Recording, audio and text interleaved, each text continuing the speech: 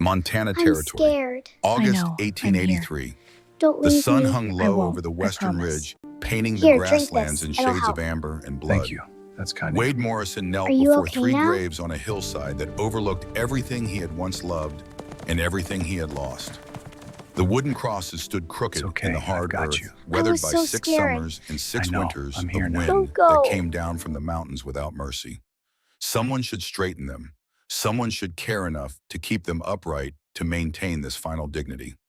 But Wade Morrison had stopped caring about such things a long time ago. Grace Morrison, beloved wife, 1851 to 1877.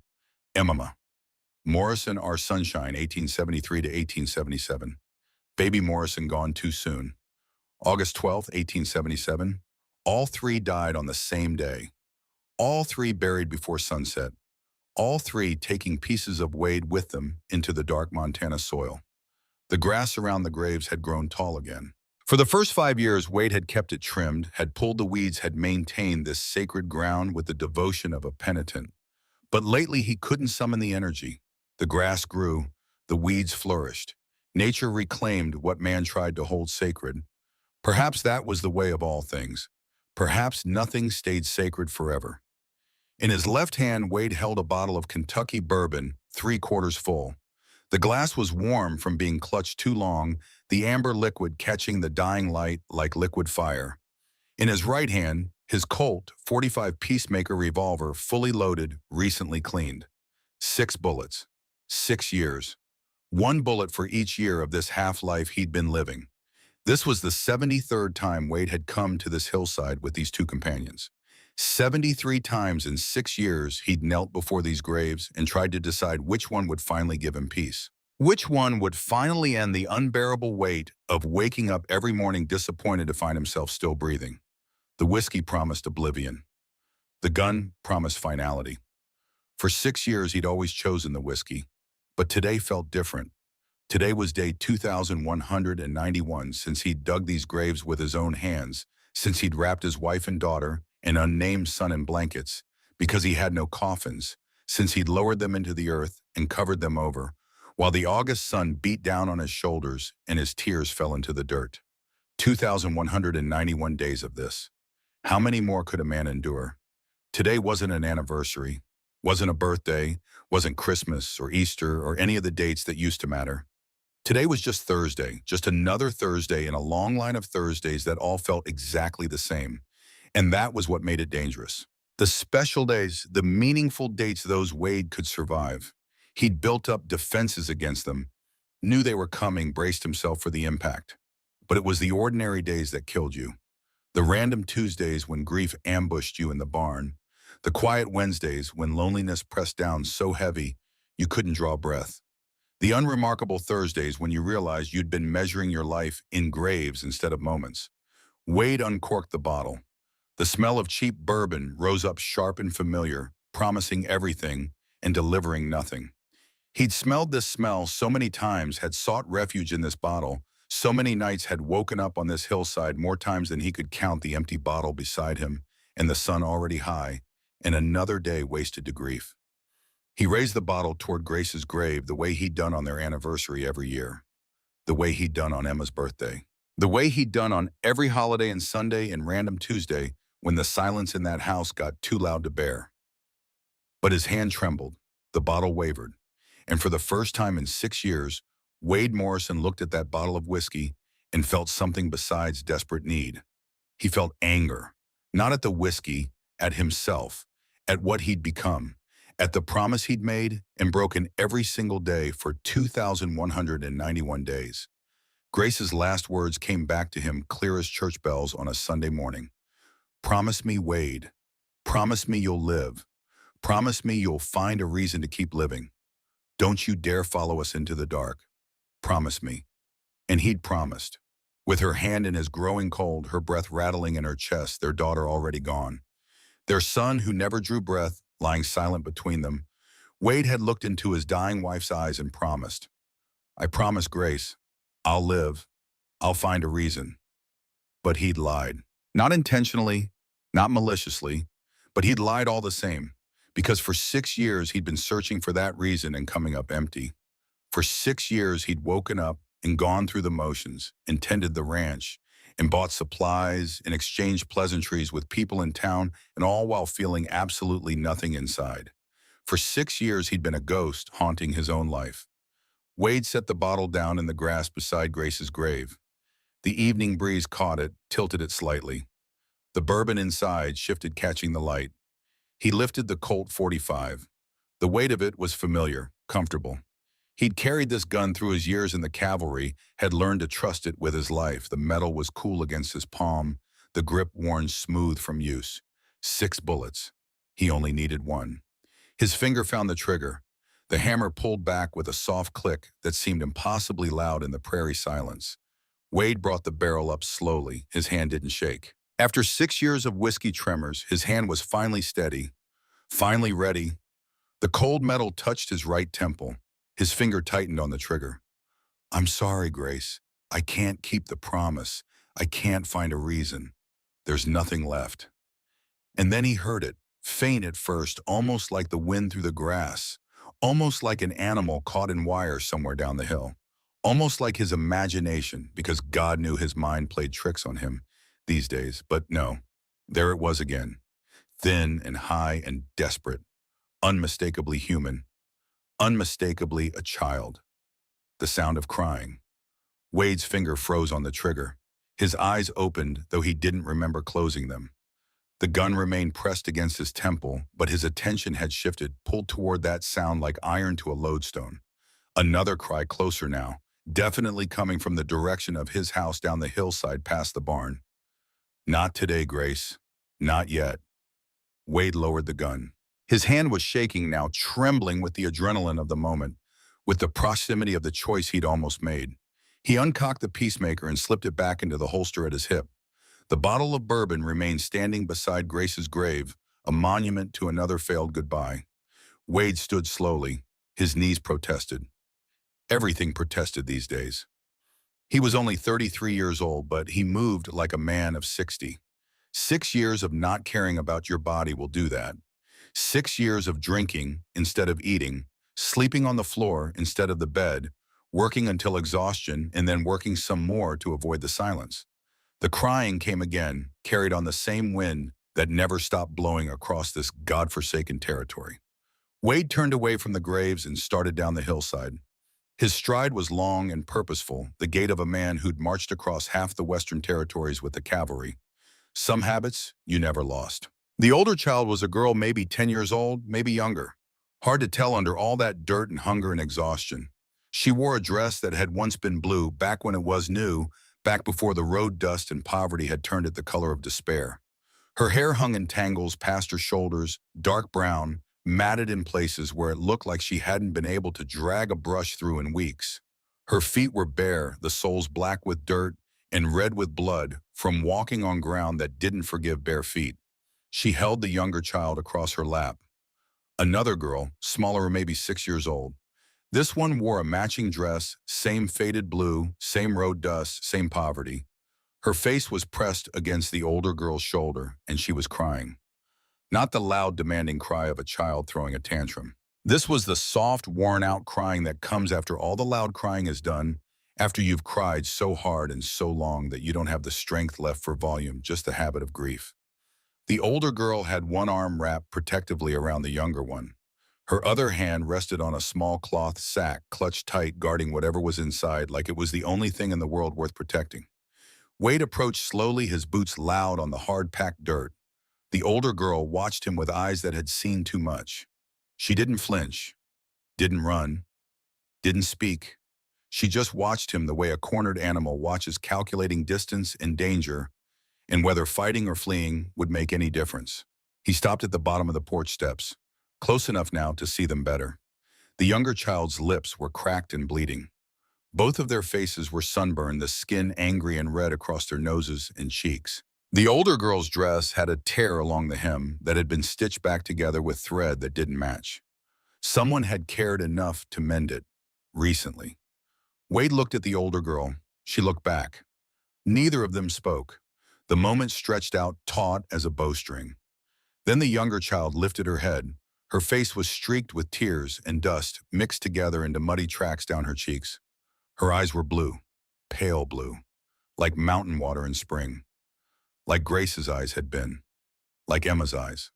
Wade felt something crack inside his chest, something that had been frozen solid for 6 years, just a hairline fracture barely noticeable.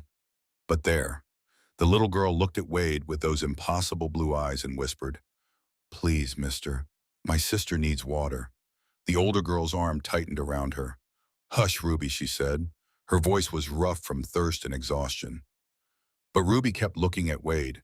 "We've been walking a long time. We're awful thirsty." Wade shifted his weight.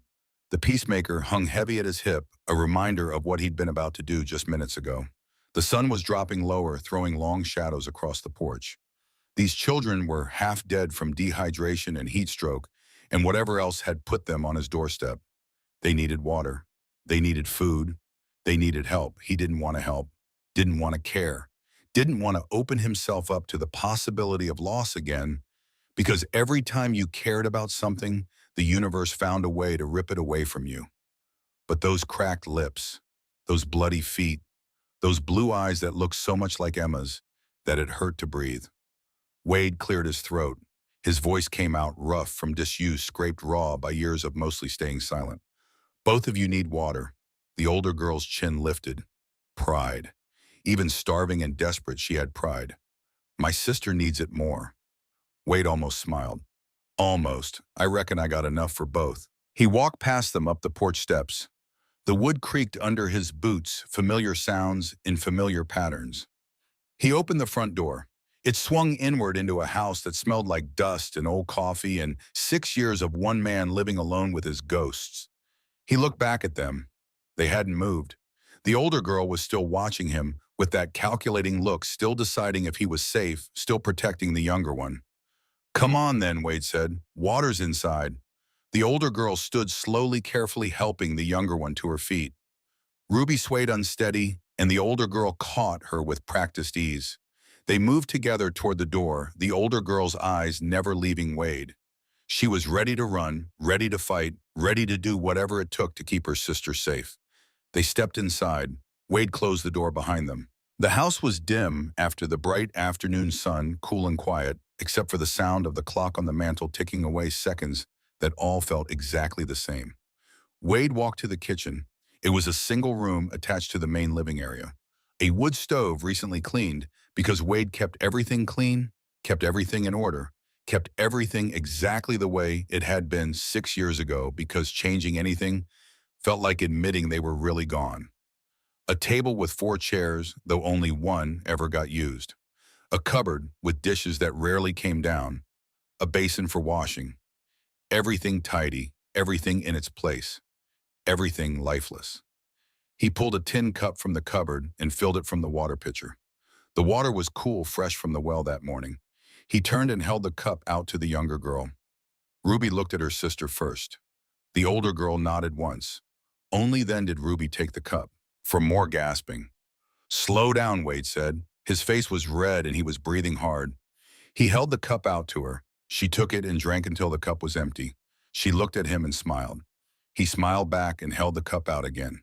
She took it and drank until the cup was empty. She looked at him and smiled.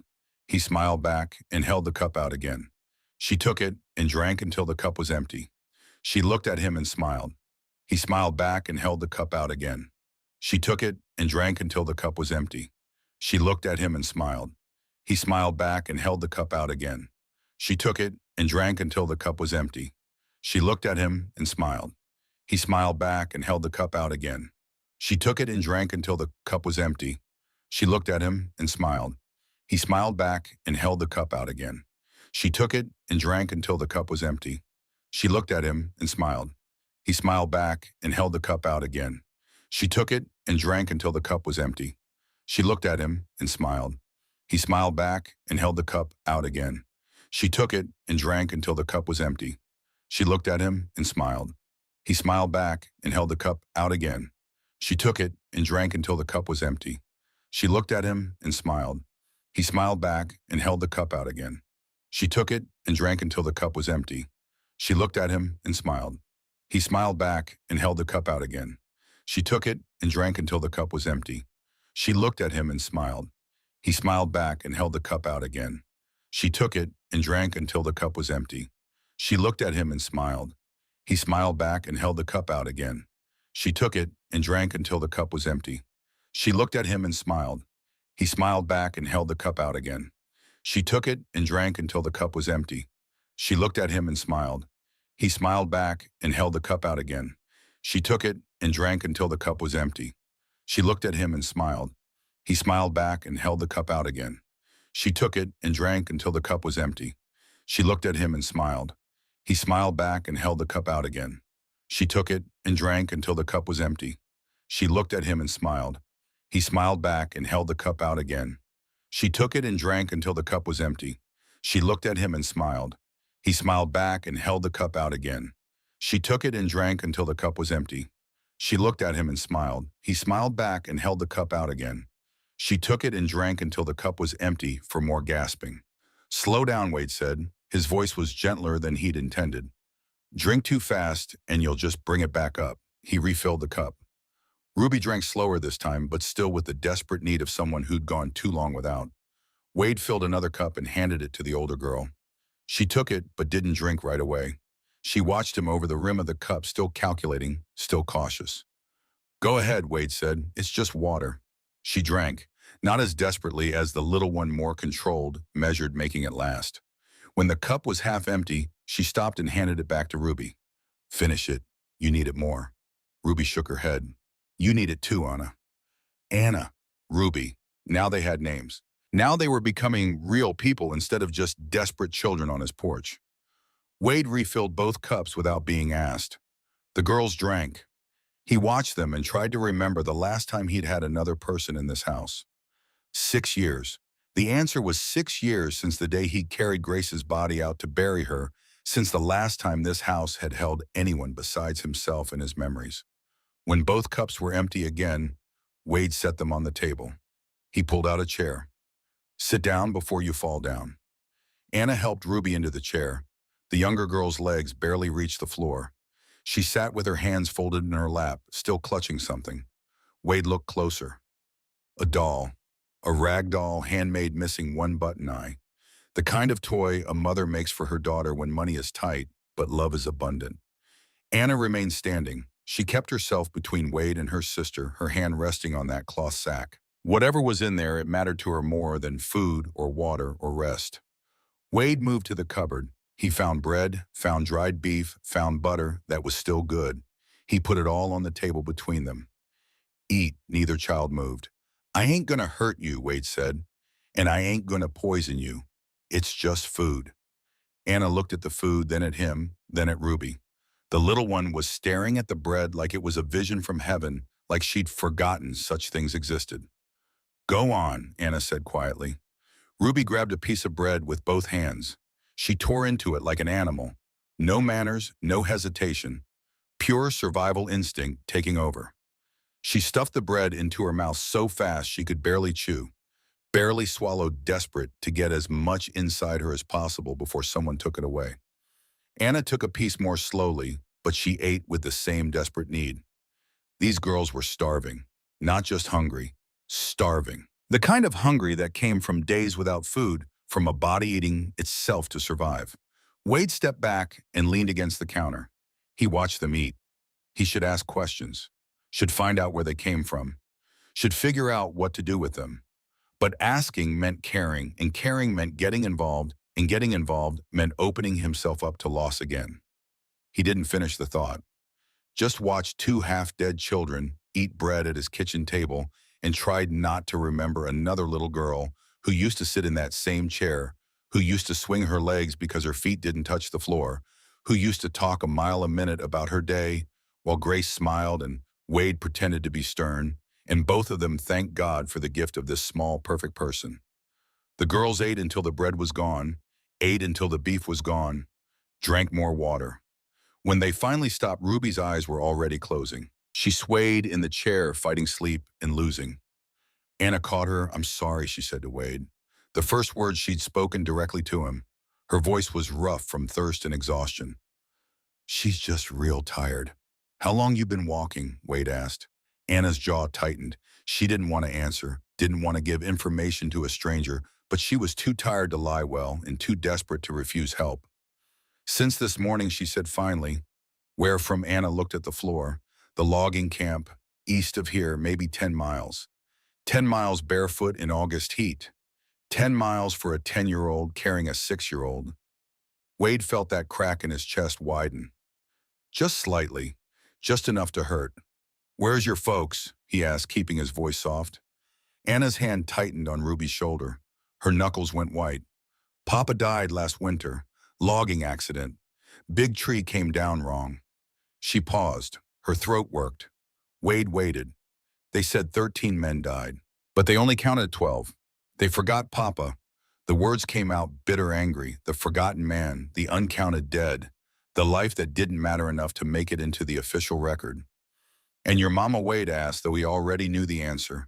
Could see it in the way Anna held herself, in the fresh grief written across her face. Anna's voice dropped to a whisper. Mama died this morning, lung sickness. From all the smoke in the cabin. She coughed for 3 months. This morning she just stopped. Wade knew that story. Different details, same ending.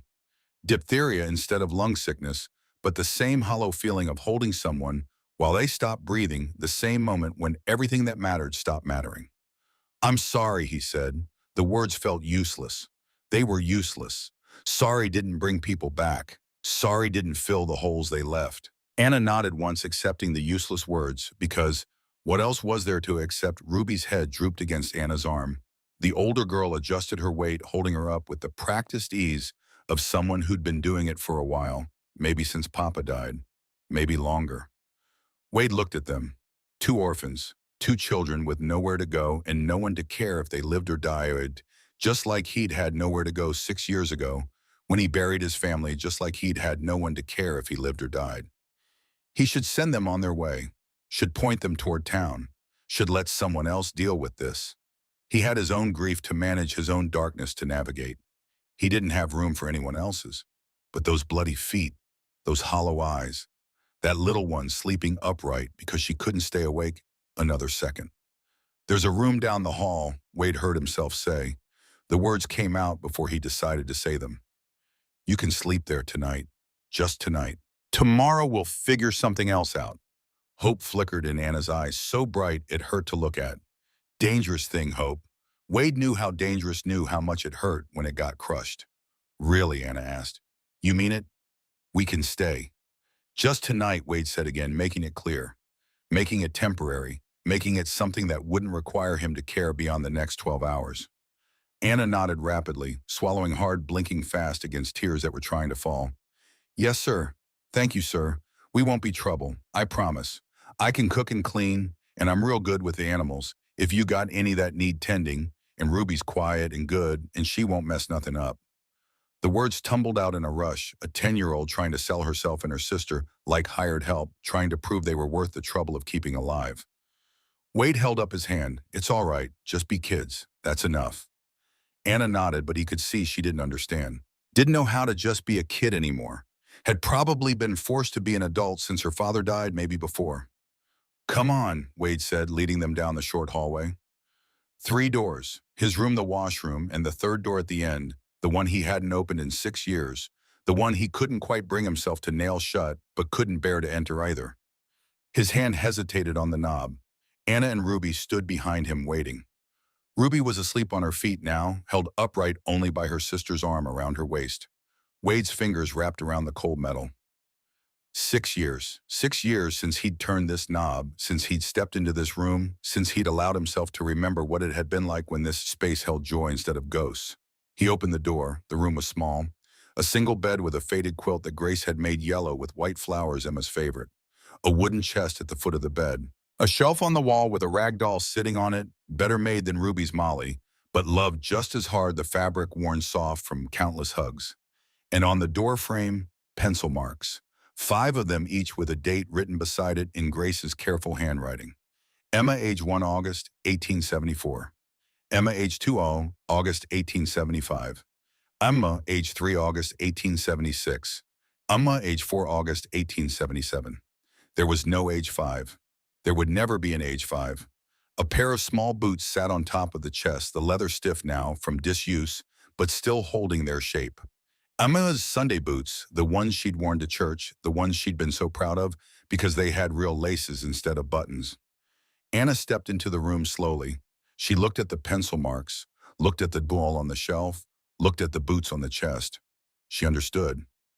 Wade could see it in her face and the way her expression softened with recognition and grief. She understood what this room was, what it had been, what it would always be. This was your daughter's room, Anna said quietly. Not a question, a statement of fact. Wade's hand was still on the doorknob. His knuckles had gone white from gripping it too hard. Yeah, what happened to her? He should tell her it wasn't her business, should tell her to mind her own grief and let him mind his. But something about the way she asked, the gentleness in it, the recognition of one grieving person to another made him answer. Fever. 6 years ago. Her and her mama both. Same day. Anna nodded slowly, taking in this information, processing what it meant that he was letting them stay in this sacred space. She guided Ruby to the bed and helped her lie down.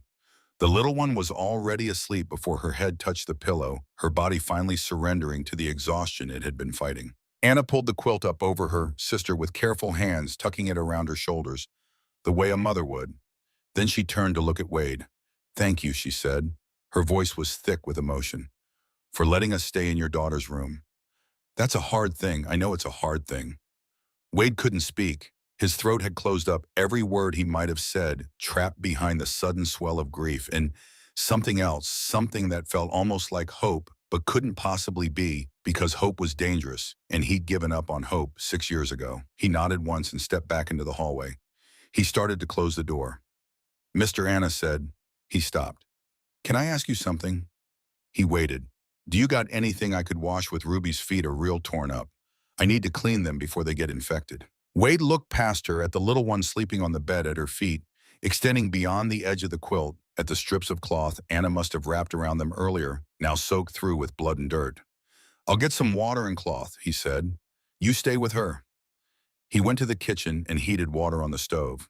Found clean rags in the cupboard where Grace used to keep them. Found the jar of salve the veterinarian had given him for the horses. It would work on children too. Wounds were wounds, whether on animals or people. When he came back, Anna was sitting on the edge of the bed, carefully peeling the bloody strips of cloth from Ruby's feet. The little one whimpered in her sleep but didn't wake. Anna's hands were gentle, practiced. She'd done this before, had probably been taking care of her sister like this for months, maybe longer, keeping her alive through sheer determination and love. Wade set the basin of water on the floor beside the bed, set the clean rags and the salve on the chest next to Emma's boots. Anna looked up at him. Her eyes were wet, but she didn't let the tears fall. Too proud for that. Too used to being strong. Thank you, she whispered. He nodded and left, closing the door behind him.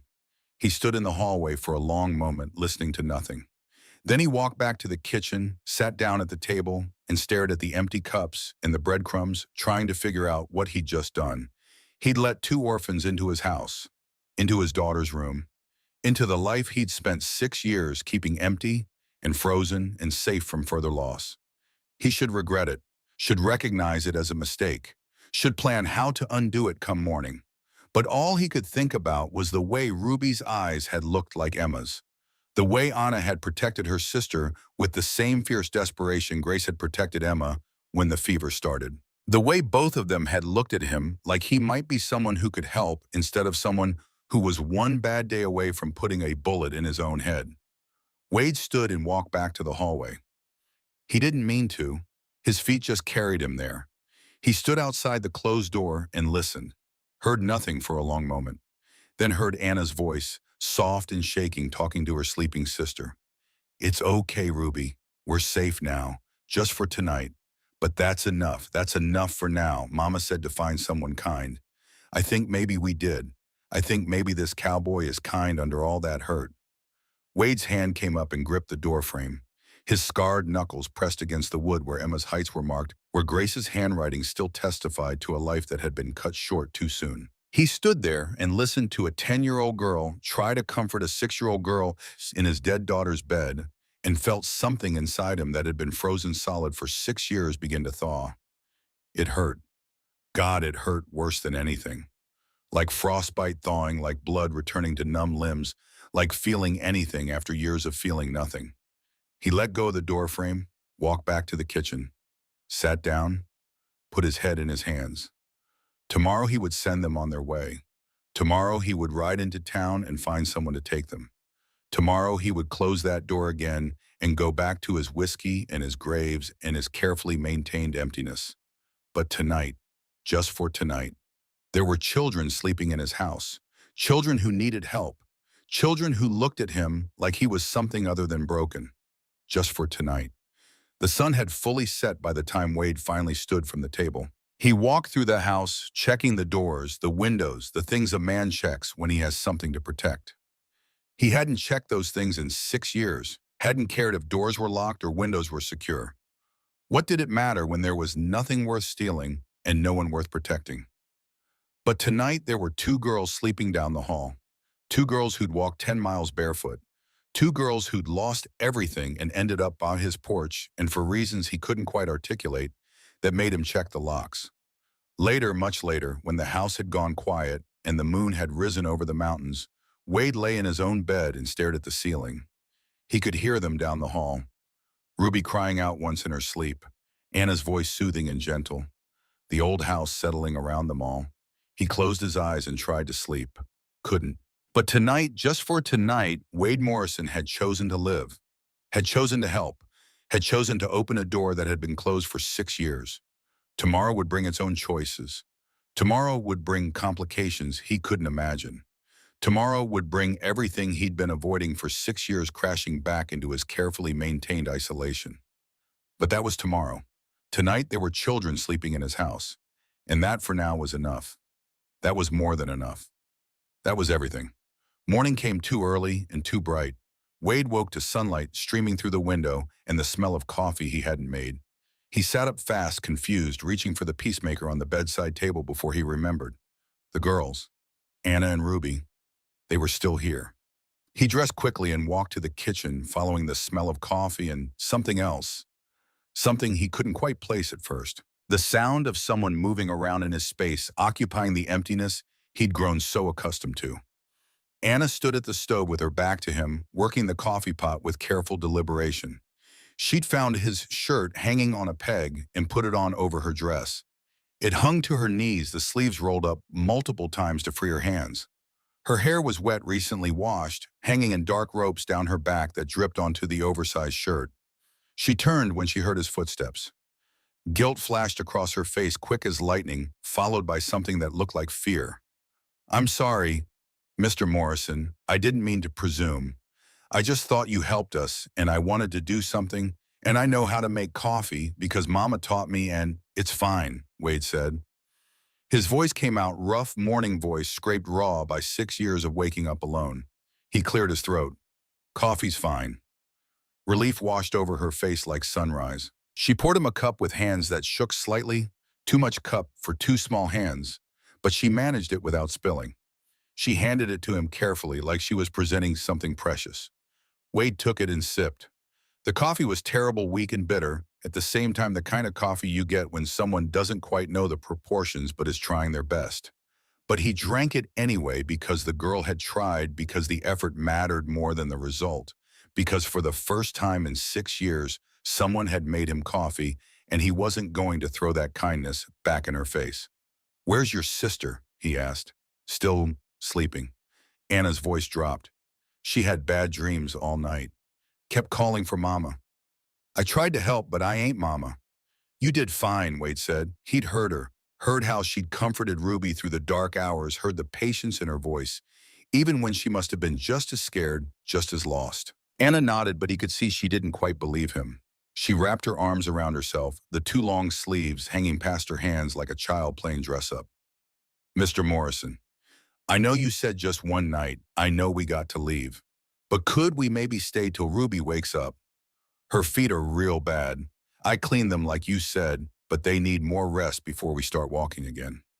Walking again. To where Wade set down his coffee cup. The question he'd been avoiding since last night, the reality he'd have to face this morning. "Where exactly were you planning to go?" Anna's chin lifted, that pride again, that fierce determination to survive even when survival seemed impossible. Town, I guess. Maybe someone there would know about Papa's brother. Mama said he was in Nevada somewhere. Maybe someone knows where. You got an uncle in Nevada, maybe. Anna's voice was small now. Mama mentioned him once or twice. Said his name was Virgil. Said Papa didn't talk to him much. She paused, looking down at the floor. Said if he ever showed up, we should be careful. Red flag, big red flag. But Wade didn't push. You ever meet this uncle? No, sir. Never. You got anyone else, aunts, cousins, anyone? Anna shook her head.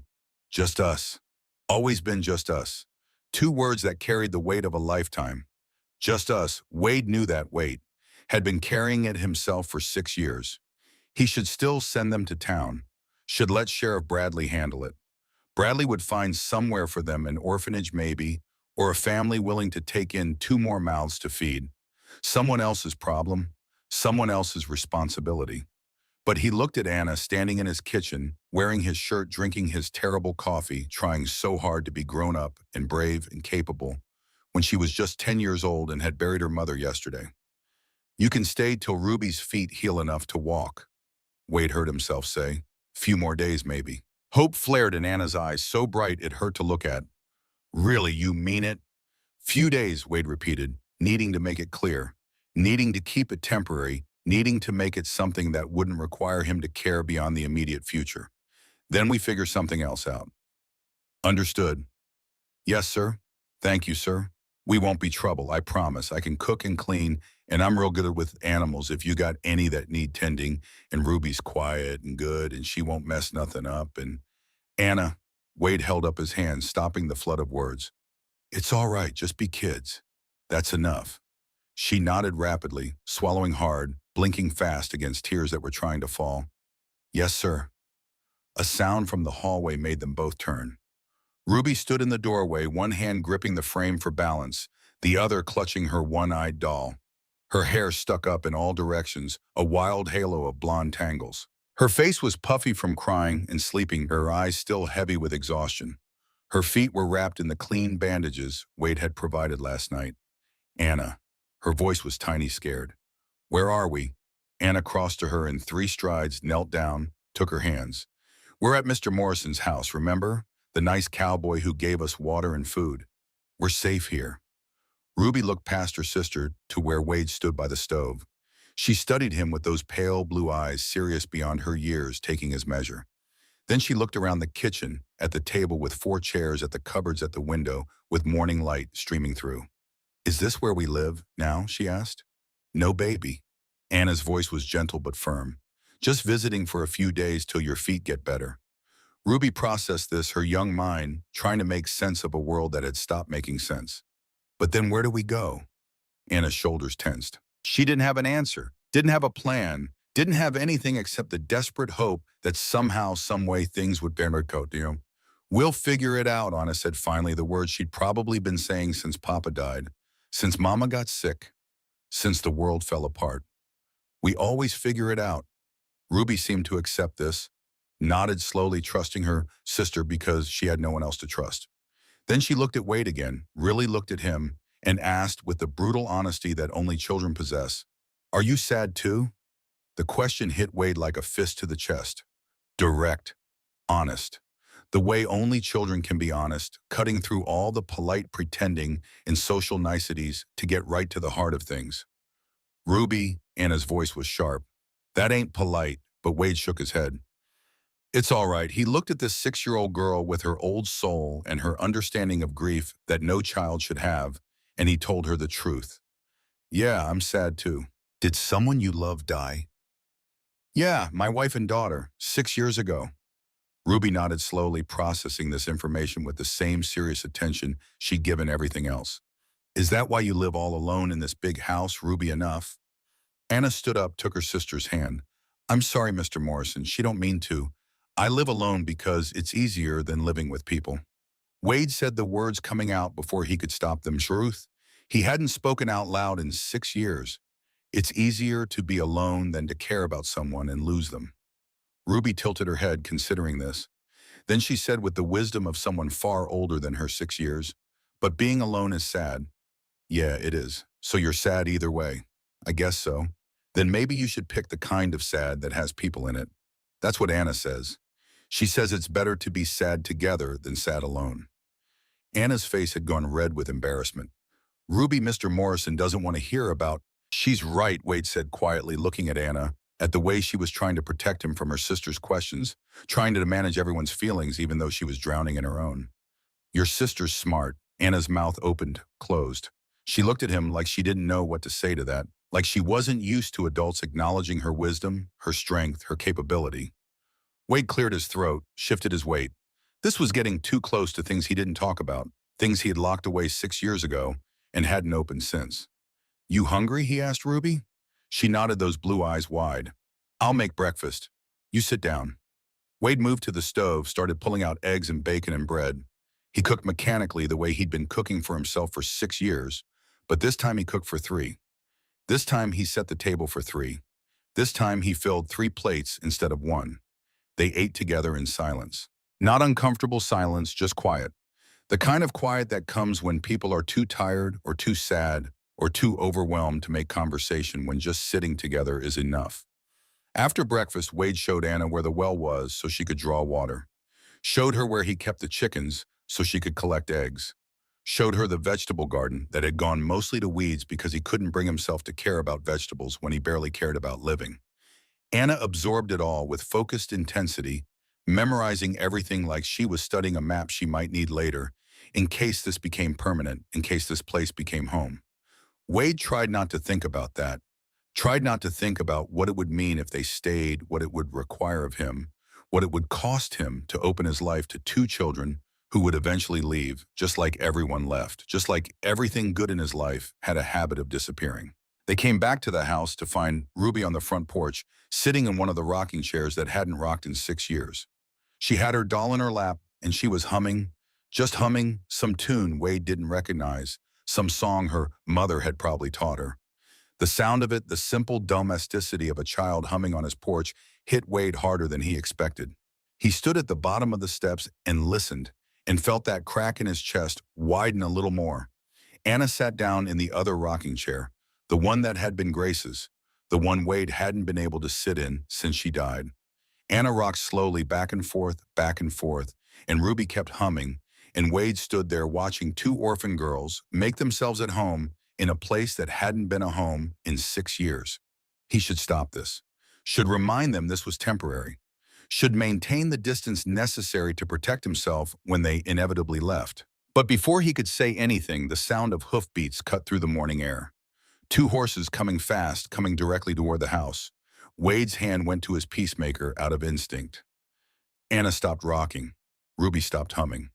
All 3 of them turned to watch 2 riders approach. Wade recognized them both. Sheriff Tom Bradley, tall and weathered his badge catching the morning sun. And Clara Bennett, who ran the general store in town, and the telegraph office, and probably half a dozen other businesses that kept the small settlement running. They reined in at the fence, dismounted, walked toward the porch with purpose in their strides. Sheriff Bradley looked at the 2 girls at their bare feet and faded dresses, at the way they sat pressed together like they were bracing for impact. Then he looked at Wade. We need to talk. Sheriff Bradley stood on Wade's porch with his hat in his hands and the weight of the law behind his eyes. Clara Bennett stood beside him, her expression softer but no less serious. Both of them looked at the 2 girls in the rocking chairs, then at Wade, then back at the girls. Nobody spoke for a long moment. The morning stretched out taut and heavy with unspoken things. Then Bradley cleared his throat. Wade, you mind if we come inside? This ain't a conversation for the porch. Wade glanced at Anna. She'd gone rigid, one arm wrapped protectively around Ruby. The little one had stopped humming. Her doll hung forgotten in her lap. Both girls knew what authority looked like when it came calling. Both girls knew what it meant when men with badges showed up asking questions. Girls can stay out here, Wade said. We'll talk inside. Mr. Morrison, Anna started, her voice tight with barely controlled panic. It's all right, he told her, trying to make his voice reassuring, even though he had no idea if anything would be all right. Just stay on the porch. I'll be right inside. He led Bradley and Clara through the front door into the living room. The same room where Wade had spent 6 years sitting alone in the dark, counting down days and hours and minutes until he could justify going back to the hillside with his whiskey and his gun. Now it felt different, occupied. The coffee cups from breakfast still sat on the kitchen table. A child's cloth sack rested against the wall. The house smelled like people instead of dust and loneliness. Bradley got straight to it. Got a report from Doc Miller this morning. Said he heard about two girls walking through the logging camp yesterday. Tucker girls. Said their mama died day before yesterday and the girls disappeared. Folks were worried they died out in the heat somewhere. They didn't die, Wade said. They're on my porch. I can see that. Bradley's eyes were steady, not accusing, just observing. You want to tell me how two orphan girls ended up at your ranch? They walked here, asked for water. I gave it to them. And then they stayed the night because the little one's feet were torn to hell, and they hadn't eaten in 2 days, and it was either let them sleep or send them back out to die. Bradley nodded slowly. That was decent of you, Wade. Real decent. But now we got to talk about what happens next.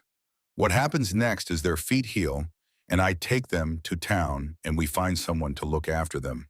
That's where it gets complicated. Bradley glanced at Clara. She stepped forward, her hands clasped in front of her like she was bracing herself for a difficult conversation. Wade territorial law is clear on this. A single man can't take custody of children who aren't blood kin, not without a woman in the household, not without proper oversight. The words hit him like cold water. I'm not taking custody. I'm just letting them rest. Doesn't matter. Bradley's voice carried the flat authority of someone who'd enforce laws he didn't necessarily agree with. You got two minor girls living under your roof, no female supervision, no blood relation. That creates a situation that the territory doesn't look kindly on. Wade felt anger rising in his chest, hot and sharp, directed at a system that would rather see children die than bend its precious rules. So what are you saying? I should have left them on the porch to die of thirst. That would have been more proper. Nobody's saying that. Clara's voice was quick, trying to defuse the tension. What you did was right, but now we have to think about what's legal, what's sustainable. They ain't sustainable. Wade could hear his own voice getting harder. They're children who need help until someone finds their uncle in Nevada or figures out where else they can go. Their uncle. Bradley pulled a small notebook from his pocket, flipped it open. Virgil Tucker. That the one Anna must have mentioned him to someone. Or maybe Doc Miller knew. Small towns had a way of knowing everything, whether you wanted them to or not. That's what Anna said, Wade confirmed. She doesn't know where he is, hasn't ever met him. Bradley's expression darkened. I know of Virgil Tucker. Got a reputation in the mining camps. Gambling, drinking, getting into trouble, and moving on before the trouble catches up. If he's the girl's only kin, that ain't much to pin hopes on. Then what? Wade's hands clenched at his sides. Orphanage in Helena. Send them off to some institution where there'll be one more mouth to feed and one more name on a list. There's families in town who might take them, Clara offered. Good people. The Hendersons have been talking about taking in help. The Millers might have room. Wade knew those families. The Hendersons run a boarding house and work those kids 16 hours a day. The Millers have 7 children already in a 3-room house. I buy supplies from you, Clara. I know how little money they have and how much strain they're under. Be that as it may, Bradley shifted his weight. The law is the law, Wade, and Judge Augustus Whitmore is coming through town in 3 days. When he hears about this situation, he's going to want answers. Legal answers. Who told him I did? Bradley met Wade's eyes without flinching. It's my job, and if I didn't, someone else would. Vera Patterson saw the girls on your porch this morning when she rode past. By noon, half the town will know. By tomorrow, the whole territory will know. Better the judge hears it from official sources than from gossip. Wade wanted to put his fist through the wall, wanted to rage against a system that made helping 2 dying children into a legal problem. But rage wouldn't solve anything. Rage was what he'd been living on for 6 years, and it had gotten him exactly nowhere. How long do I have? He asked. 3 days, Bradley's voice was matter-of-fact. Judge gets here Friday morning. He'll want to inspect the situation, talk to the girls, make a determination about their welfare and living arrangements. And if he decides I can't keep them, then they go wherever he decides is appropriate. Could be an orphanage, could be a family in town, could be he tracks down this uncle in Nevada and ships them off to him whether he wants them or not. The thought of Ruby and Anna being sent to some stranger, some uncle their mother had warned them about, made Wade's stomach turn. But what could he do? He was one man with no legal standing and no claim to children who weren't his. Clara stepped closer. She'd been quiet, letting Bradley deliver the hard news. Now she spoke with the careful deliberation of someone who'd been thinking about this problem longer than the last 5 minutes. There is one solution, she said. It's not ideal. It's not what anyone would choose under normal circumstances, but it would satisfy the legal requirements. Wade looked at her. Clara Bennett was 30 years old. She'd been widowed 7 years ago when her husband died in a logging accident, the same kind of accident that killed Anna's father. She'd taken over his general store and built it into something bigger. She was smart and capable and had a reputation for being fair in her dealings. She was also looking at Wade with an expression he couldn't quite read, sympathy mixed with something else.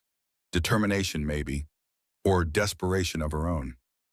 What solution, he asked. Clara took a breath. You need a woman in the household, someone who can provide proper supervision and meet the legal requirements for taking care of children. Someone the judge would approve. I don't know any women who would move out to a ranch to look after 2 orphans. Clara's voice was steady, measured, like she'd rehearsed this. You know one. Me. The words hung in the air between them, heavy with implication. Wade stared at her. Bradley looked down at his boots, suddenly very interested in the floorboards. You, Wade repeated like he hadn't heard her correctly. Clara nodded. I've been alone for 7 years, Wade. I've run my store and my business and I've done well enough. But I've always wanted children. Always wanted to be a mother. She paused, gathering herself. 4 years ago, I applied to adopt a child from the orphanage in Helena. A little girl 3 years old. Nobody wanted her because she had a birthmark on her face and people are cruel about such things. Her hands tightened where they were clasped. They turned me down. Said a single woman couldn't provide proper upbringing. Said a child needed a father. Said it wasn't appropriate. Her voice caught slightly. I've thought about that rejection every day for 4 years. Thought about that little girl growing up in an institution because the law said I wasn't good enough to love her. Clara, Wade started, but she held up her hand. I'm not asking for love, Wade. I'm not asking for anything except a chance to help those girls and maybe finally become what I've always wanted to be. A mother. Even if it's just on paper. Even if it's just a legal arrangement to satisfy Judge Whitmore. Understanding crashed over Wade like a wave. You're talking about marriage. I'm talking about a solution that helps everyone. Clara's eyes held his. You get to keep the girls here where they're safe. I get to finally be a mother. The girls get a stable home with both a man and a woman, which satisfies the law. Judge Whitmore gets to check his boxes and move on. That's insane. Is it? Clara's voice sharpened slightly. People marry for all kinds of reasons. Money-land alliance. Why not marry to save 2 children who would otherwise end up God knows where with God knows who? Bradley cleared his throat. I'll step outside, let you 2 talk private. He left. The door closed behind him with a soft click. Wade and Clara stood in the living room of a house that had been empty for 6 years and was now suddenly full of impossible decisions. You don't even know me, Wade said. I know you've been buying the supplies from my store every Tuesday for 8 years. Clara's response was immediate. I know you're a good customer who pays his bills on time. I know you lost your family and it broke something in you that hasn't healed. That's not knowing someone. Then tell me I'm wrong about what I do know. Her voice took on an edge. Tell me you weren't about to drink yourself to death or worse when those girls showed up. Tell me you haven't been living half alive for 6 years, waiting for the courage to stop living entirely. Tell me those girls didn't give you a reason to get out of bed this morning for the first time in longer than you can remember. Wade couldn't tell her any of those things because they were all true. Every word, every observation. She'd been watching him for 8 years, seeing things he thought he'd hidden. This isn't fair to you, he said finally, marrying a man who can't promise you anything except a legal arrangement, who can't give you what a wife deserves. What I deserve is a chance to be a mother. Clara's voice was firm. What those girls deserve is a home. What you deserve is a second chance at living. Maybe we can give each other those things, she paused. And if it doesn't work, if the judge sees through it, if someone challenges it later, then we deal with it when it happens.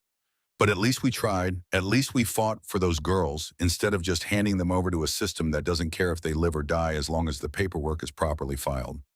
Wade walked to the window and looked out at the porch where Anna and Ruby sat in the rocking chairs. Anna had her arm around her sister.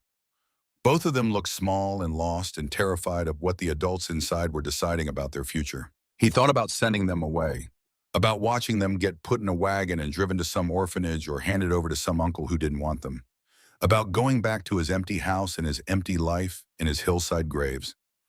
He thought about Emma, about how much Grace had loved being a mother, about how the last thing she'd said before the fever took her was, "Make sure our baby is safe." He'd failed at that, but maybe he didn't have to fail at this.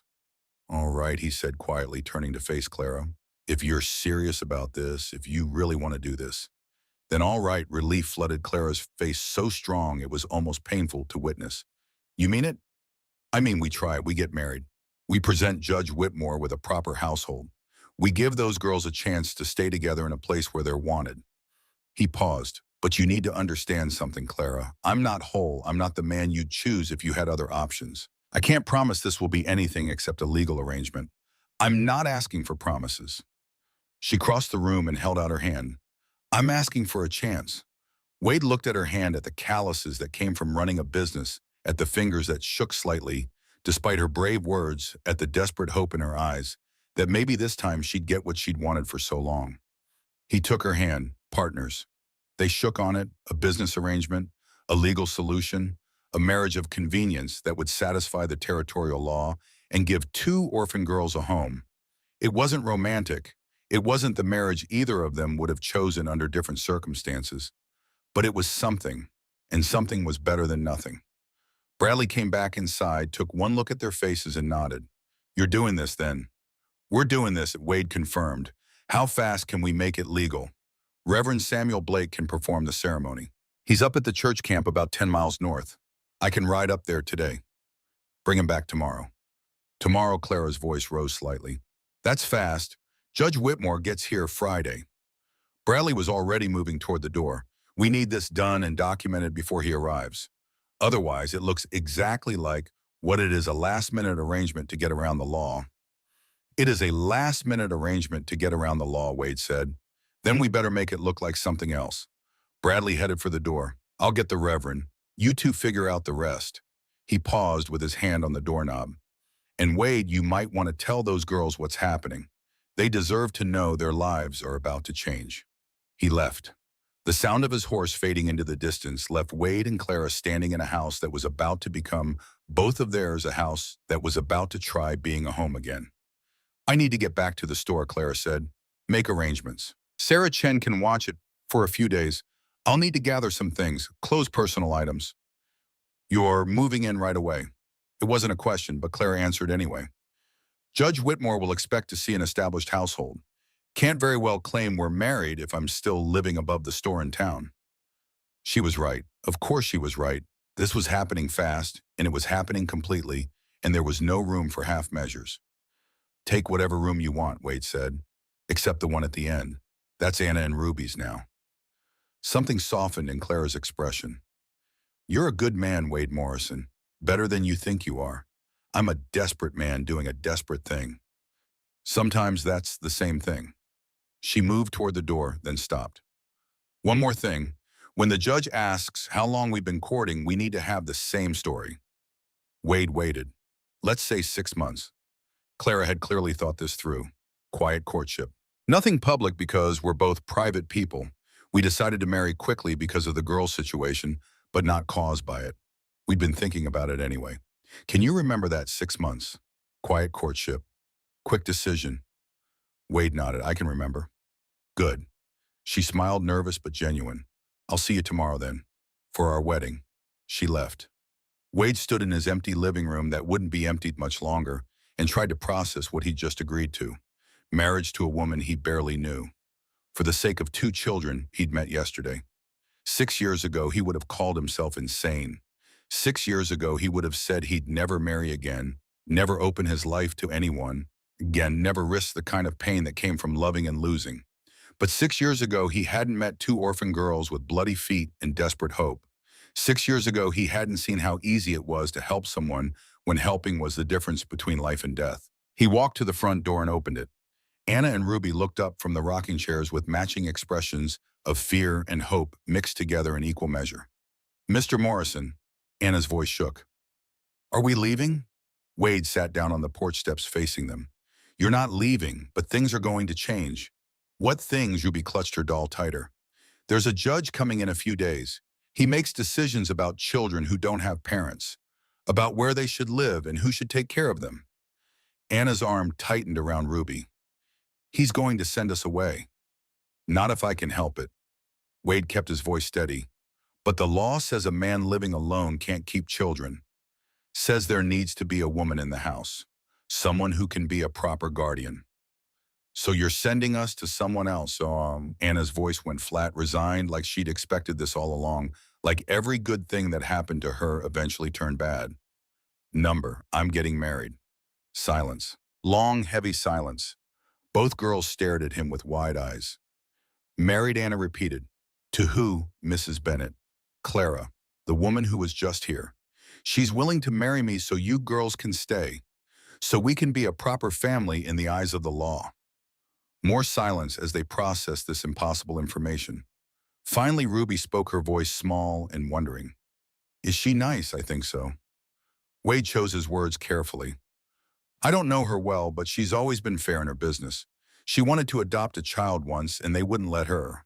She understands what it's like to want to help and not be allowed. When Anna asked, her eyes narrowed with adult suspicion. Tomorrow, Reverend Blake will come and we'll have the ceremony here. That's fast. Anna was too smart for her own good. Why so fast? Because the judge gets here Friday and we need to show him an established household. Need to show him this isn't just a trick to get around the law, but it is a trick to get around the law. Wade almost smiled. Yeah, it is. But it's also a real marriage that will really keep you safe. And sometimes the trick and the truth are the same thing. Ruby slid off the rocking chair and walked over to where Wade sat on the steps. She looked up at him with those pale blue eyes that saw everything, that seemed to look right through all his defenses to the broken man underneath. Do you love her? Ruby asked. No, will you? I don't know, Ruby. I honestly don't know. But I'm marrying her anyway so you can stay. So your sister can stop worrying about where you'll sleep tomorrow. So both of you can have a home instead of being sent to some institution where nobody knows your names. Ruby thought about this with the same serious concentration she'd given everything else. Then she did something that broke Wade's heart into pieces. She climbed into his lap. Just climbed right up, like she had every right to be there, like she was his daughter, instead of a stranger's child he'd met yesterday. She wrapped her small arms around his neck and pressed her face against his shoulder. Please don't send us away, Ruby whispered. Please. Wade's arms came up automatically, instinctively holding her. This tiny person who weighed nothing and everything at the same time. This child who'd lost her mother 2 days ago and was already trusting another stranger with her safety, with her heart. Anna watched from the rocking chair. Tears ran down her face, but she didn't make a sound, just cried silently while her sister clung to a cowboy who'd agreed to marry a woman he barely knew just to keep them safe. I can't promise it will be perfect, Wade said, speaking to both of them. I can't promise I'll be a good father, or that Clara will be a good mother, or that any of this will work the way it's supposed to, but I can promise I'll try. We'll all try. That's the best I can offer. It's enough, Anna said through her tears. It's more than enough. They sat like that for a long time. Wade on the porch steps with Ruby in his lap, and Anna in the rocking chair, and the Montana sun climbing higher in a sky that seemed bigger than it had yesterday, more full of possibility, more full of hope. Eventually, Ruby fell asleep against his shoulder, the exhaustion of 2 days of grief and fear finally catching up to her. Anna wiped her eyes and came to sit beside Wade on the steps. Can I ask you something, Mr. Morrison? Call me Wade. If we're going to be family, might as well use first names. Wade, then, she paused, gathering courage. Your wife and daughter, the ones who died. Did you love them a lot, more than anything in the world? And when they died, did you want to die too? He should lie, should give her some comfortable answer about being strong and moving forward. But she'd asked for truth, and she deserved truth. Yeah, he said quietly. I wanted to die too. Tried to a few times. Never quite had the courage to follow through. Anna nodded slowly, like this confirmed something she already knew. Mama was like that after Papa died. She cried every night when she thought I was sleeping. Sometimes she'd just stare at the wall for hours. I had to remind her to eat. I'm sorry you had to do that. It's okay. Anna's voice was small. I understood. When you love someone and they leave, it takes part of you with them. The part that knew how to be happy. Wade looked at this 10-year-old girl with her old soul and her understanding of grief that no child should have. You're wise beyond your years, Anna. I'm just tired beyond my years. She leaned her head against his arm. But I got Ruby, so I can't stop. Can't give up. Can't let the tired win. That's what being a parent is, Wade said. Not giving up even when you want to, even when it would be easier. Is that why you're marrying Mrs. Bennett? Because you can't give up on us, Wartley. Wade chose his words carefully. Also because she wants to help. And because sometimes two broken people can hold each other up better than one broken person can stand alone. Anna reached over and took his hand, the one that wasn't holding Ruby, her small fingers threaded through his scarred ones. I think you and Mrs. Bennett are going to be good for each other, she said quietly. I think maybe we all need each other even if we don't know it yet. Maybe she was right. Maybe this strange arrangement of four people thrown together by circumstance and desperation would somehow become something real, something worth keeping. Or maybe it would fall apart the moment Judge Whitmore asked the first hard question. Either way, they'd find out soon enough. The rest of the day passed in preparation. Wade rode into town to make final arrangements. Stopped at the church camp to confirm with Reverend Blake. Stopped at Clara's store where she was already packing her things with the efficient determination of someone who'd made a decision and wouldn't let herself reconsider. Second thoughts she asked when she saw him. About 100 of them. How about you? About 200, but I'm doing it anyway. Good. Me too. They stood in her store surrounded by fabric and tools and supplies, two people who'd known each other for 8 years without really knowing each other at all, trying to figure out how strangers were supposed to become partners in the span of a day. I'll be a good wife, Clara said. Maybe not in all the traditional ways, but I'll take care of those girls. I'll run your household. I'll stand beside you when the judge comes. That's what I can promise. That's all I need you to promise. And what can you promise me? Wade thought about it. I can promise I won't lie to you, won't cheat you, won't treat you poorly. I can promise respect even if I can't promise love. Is that enough? It's more than some women get from husbands they've known their whole lives. Clara held out her hand again. Still partners. Still partners. They shook on it for the second time that day, sealing an agreement that would change all their lives in ways they couldn't begin to imagine. That evening, Wade returned to the ranch to find Anna teaching Ruby how to collect eggs from the chickens. Both girls had washed and changed into spare dresses Clara had sent back with him. Both girls had their hair braided neatly. Both girls looked more like children and less like survivors. They ate dinner together. Wade cooked venison and potatoes. Anna made biscuits that were dense and heavy but edible. Ruby set the table with careful concentration, making sure each fork and knife was perfectly aligned. It felt like family, fragile family, temporary family. And for the first time in 6 years, I had a reason to walk down that hill instead of staying on it forever. He turned back to Anna. You saved my life yesterday. Both of you. Maybe without meaning to, maybe without knowing it, but you did. And now I'm trying to return the favor. Anna hugged him, sudden and fierce and desperate. Wade's arms came around her, automatically held her while she cried into his shirt, held her the way he used to hold Emma when she had nightmares, held her like the father he'd stopped being 6 years ago. I won't let you down, Anna whispered. I promise I'll be good. Ruby will be good. We won't cause trouble. Just be kids, Wade said. That's all I ask. Just be kids and let the adults handle the worrying. That night, after both girls were asleep, Wade sat on his porch and looked at the stars. Tomorrow he would marry a woman he barely knew. Tomorrow his house would become a home again.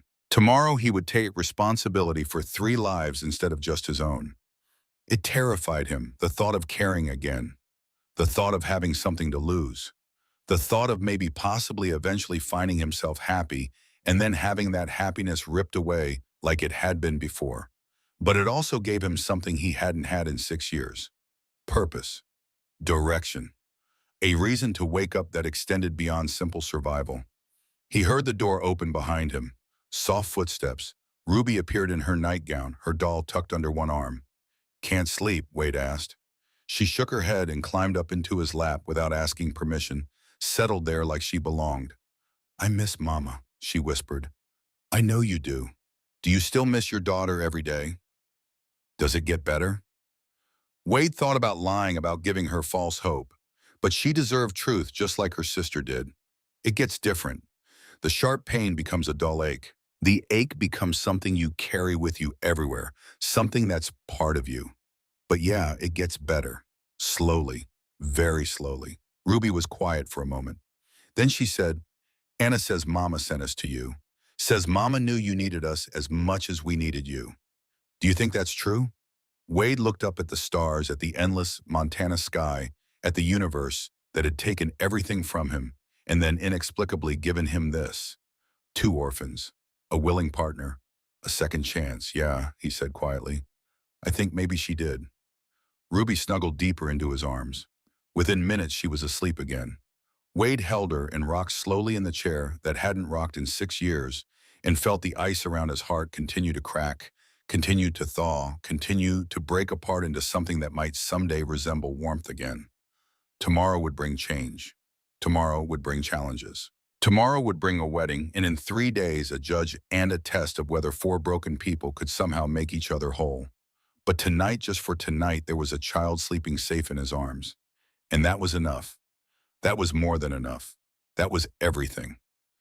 The wedding ceremony at dawn had been brief but binding. Reverend Samuel Blake arrived as the first light broke over the eastern mountains, riding in on a gray mare that looked as weathered as the man himself. He was 55 years old with silver hair and eyes that had seen enough of human nature to understand what this marriage really was, what it had to be, and what it might become if given the chance. Blake stood in Wade's living room with his worn Bible in his hands and spoke the words that would tie 2 strangers together in the eyes of God and the law. Wade wore his only suit, the black one he'd last worn to Grace's funeral, smelling faintly of mothballs and old grief. Clara wore a simple blue dress, her best, with her hair pinned up in a careful bun. No flowers, no veil, no music, just 2 people making a promise they hoped they could keep. Anna and Ruby stood as witnesses wearing dresses Clara had bought from her own store the day before. The girls had their hair freshly braided, faces scrubbed clean, looking like the children they should have been allowed to be, instead of the survivors they'd been forced to become. Sheriff Bradley stood in the corner, his presence official and necessary, making this arrangement legitimate in the eyes of the territory. Reverend Blake opened his Bible.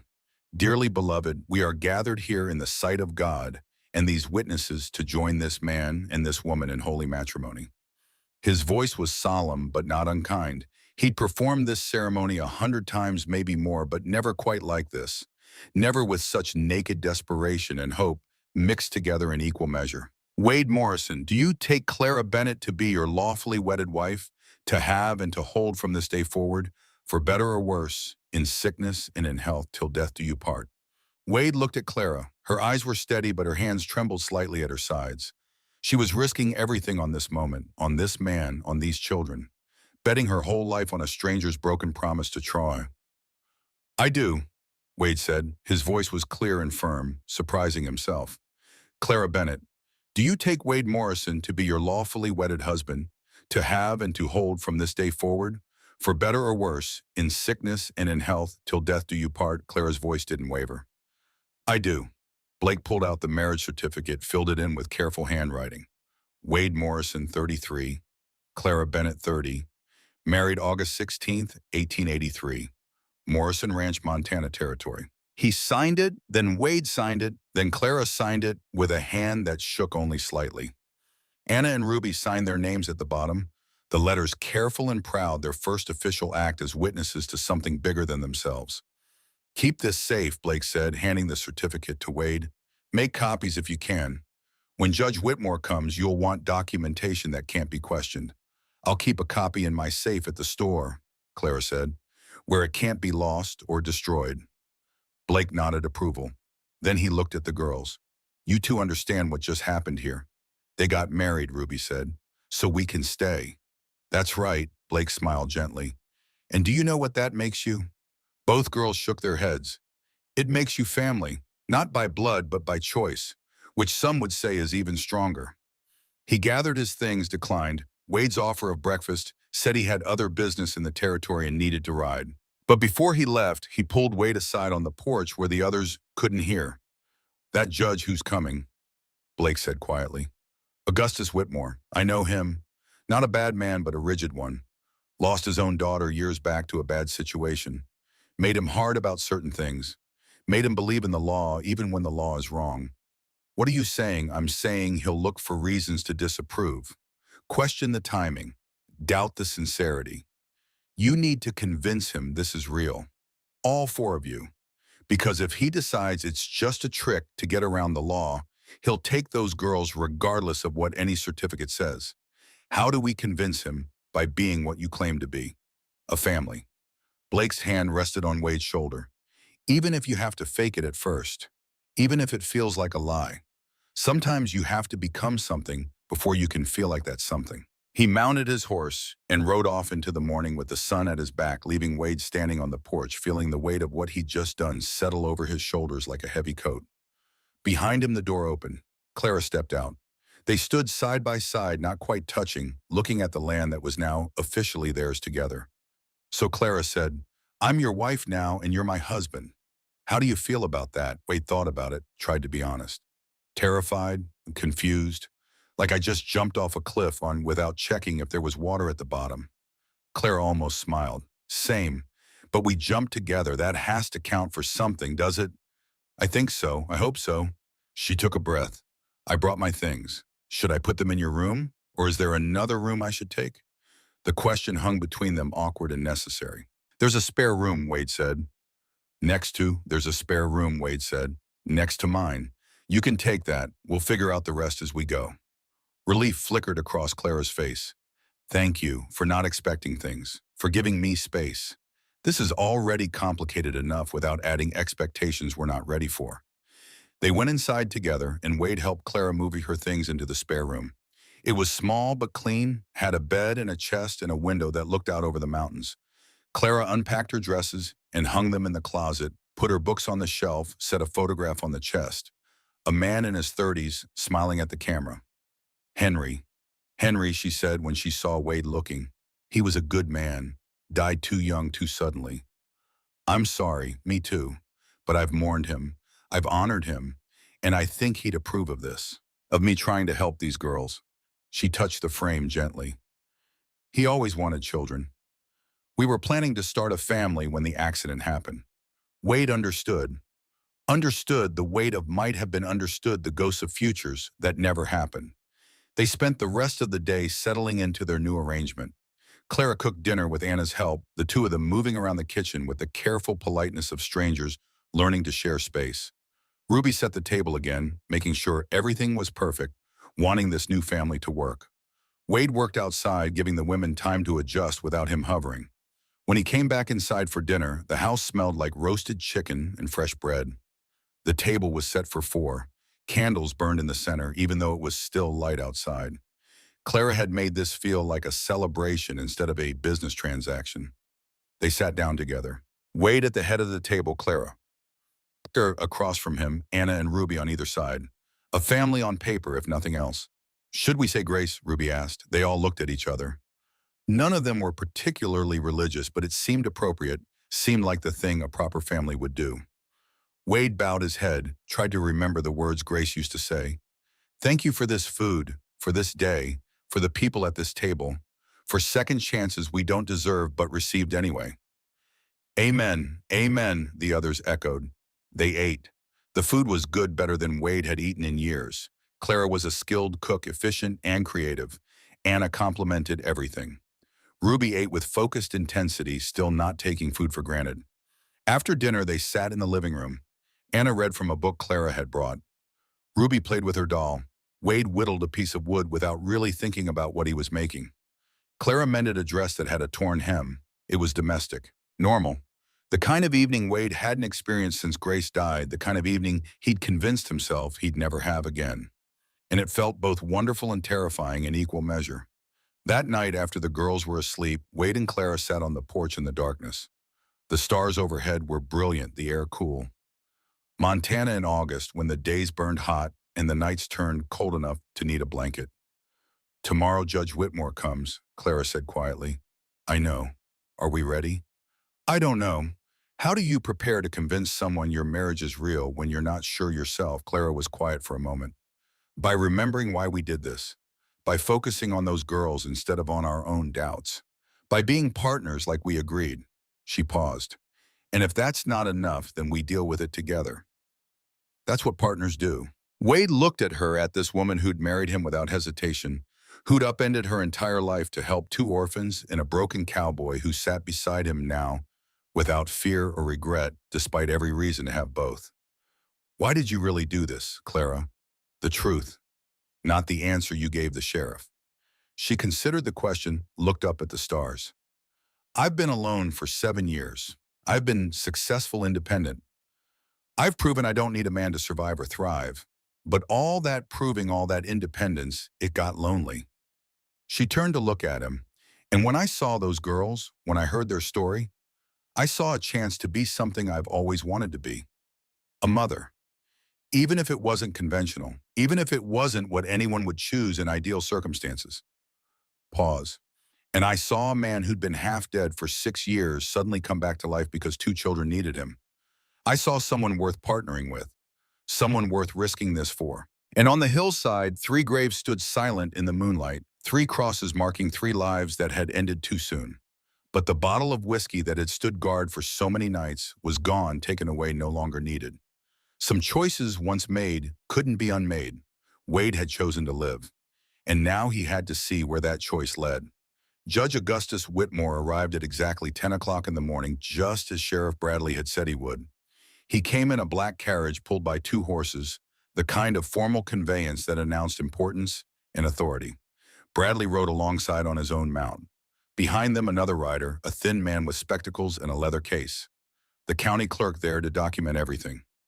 Wade watched them approach from the porch. Clara stood beside him, her hand resting lightly on his arm, the first casual touch between them. Anna and Ruby waited just inside the door, out of sight but listening.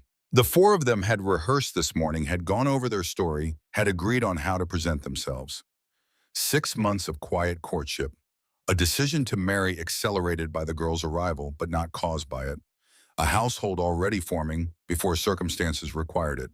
The truth bent just enough to satisfy the law. The carriage stopped. Judge Whitmore stepped down. He was 62 years old if he was a day tall and distinguished, with silver hair and a face that looked like it had been carved from granite. He wore a black suit and carried himself with the rigid authority of a man who believed in order above all else, who'd seen chaos destroy lives and had dedicated himself to preventing it through strict adherence to the law. He looked at Wade, at Clara, at the house behind them. His expression revealed nothing. "Mr. Morrison," he said. His voice was clipped, formal. "Mrs. Morrison, I presume?" "Your Honor," Clara replied. Calm, collected, every inch the proper wife despite having been married less than 24 hours. "I'm here to inspect the living situation of Anna and Ruby Tucker." Whitmore pulled a notebook from his coat pocket. "I understand they've been placed in your care. They have," Wade confirmed, "as of 4 days ago, when they arrived half dead from dehydration and exhaustion. And you married Mrs. Bennett yesterday, quite suddenly." "We've been courting for 6 months," Clara said smoothly. Quietly, "Both of us are private people. When the girls arrived and Sheriff Bradley explained the legal requirements, we simply accelerated plans we'd already been discussing." Whitmore's eyes narrowed slightly. "Convenient timing." "Convenient for the girls," Clara replied without flinching. "They need stability. We can provide it. The timing is what it is." Whitmore made a note in his book. "I'll need to inspect the house, interview the children, verify that this arrangement is suitable." "Of course," Wade said. "Come inside." They led Whitmore and Bradley into the house. The clerk followed, already scribbling notes. Whitmore examined everything with the attention to detail of a man looking for problems. He checked the bedrooms, the kitchen, the cleanliness, the supplies, the sleeping arrangements. He stopped at the room where Anna and Ruby slept, looked at the pencil marks on the doorframe, the heights of another child, another daughter who would never grow taller. "Your daughter," he said to Wade. "Not a question, an observation." "Yes, sir. And you've given these girls her room." "Yes, sir." Whitmore was quiet for a moment. Something shifted in his expression, not softer exactly, but more complex, like he understood the significance of that gesture. even if he wouldn't acknowledge it aloud. He moved on, checked the spare room where Clara had set up her things, noted the separate sleeping arrangements with a raised eyebrow, but no comment. Finally, he returned to the living room. "I'd like to speak with the children privately." Wade's jaw tightened. Clara's hand found his squeezed. They'd known this was coming, had prepared the girls as much as they could, but sending them into a room alone with a judge who held their future in his hands was harder than either of them had anticipated. "Right," Wade said. "But if they get upset, I'm coming in. Mr. Morrison, I'm not here to traumatize children.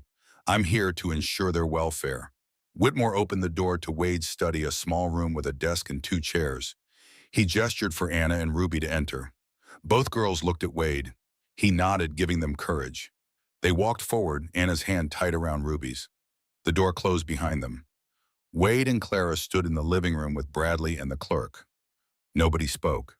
The only sound was the scratch of the clerk's pen and the tick of the clock on the mantel, each second stretching into eternity. 20 minutes felt like 20 hours. Then the door opened and Anna and Ruby emerged. Both girls looked composed, serious, but not crying, not broken. Whitmore followed them out. His expression was still unreadable, professional, but something in his posture had changed. Some of the rigidity had eased. "Mrs. Morrison," he said to Clara, "a word in private, please." Clara glanced at Wade. He nodded. She followed Whitmore back into the study. The door closed again. Another 10 minutes. Another eternity. Wade's hands clenched and unclenched at his sides. Anna stood beside him and reached up to take his hand. The gesture was unconscious, natural, the gesture of a child seeking comfort from a parent. Whitmore wouldn't miss that, wouldn't miss the way Anna trusted Wade, the way Ruby stood close to him without fear, the way this household, hastily assembled, as it was, had already started functioning like a family. The door opened. Clara emerged. Her eyes were bright, but she was smiling, actually smiling. Whitmore followed her out, stood in the center of the living room, looked at each of them in turn. The moment stretched. Then he spoke. "I've reviewed the living arrangements. I've interviewed the children. I've inspected the household.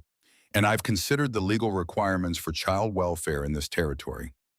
He paused. Wade's heart hammered against his ribs. Clara's hand found his again. Anna and Ruby pressed close. "It is my determination that Anna and Ruby Tucker are in a suitable home with proper supervision and care. The marriage of Wade and Clara Morrison, while recent, appears to be legitimate and provides the necessary structure for raising children." Whitmore's voice remained formal. "I see no reason to remove them from this household." Relief crashed over Wade like a wave. Clara's hand tightened on his until his bones ground together. Anna let out a sob. Ruby buried her face in Wade's leg. However, Whitmore's voice cut through the relief like a knife. "I will be conducting follow-up inspections in 3 months, then 6 months, then annually. If at any point I determine that this arrangement are not in the children's best interest, I will revisit this decision." "Understood," Wade said. His voice came out rough with emotion he couldn't quite contain. "One more thing." Whitmore pulled another document from his case. "There's the matter of the girls' inheritance.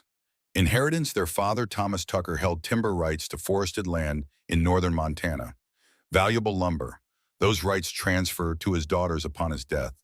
The current market value is approximately $8,000. The number hit like a physical blow. $8,000. A fortune. Enough to change lives. Enough to attract attention from people with bad intentions. I'll establish a trust," Whitmore continued, "managed by the territorial office. The girls will receive their inheritance when they reach the age of 18. The marriage is legal. The guardianship is recognized. That gives you standing to fight any challenge."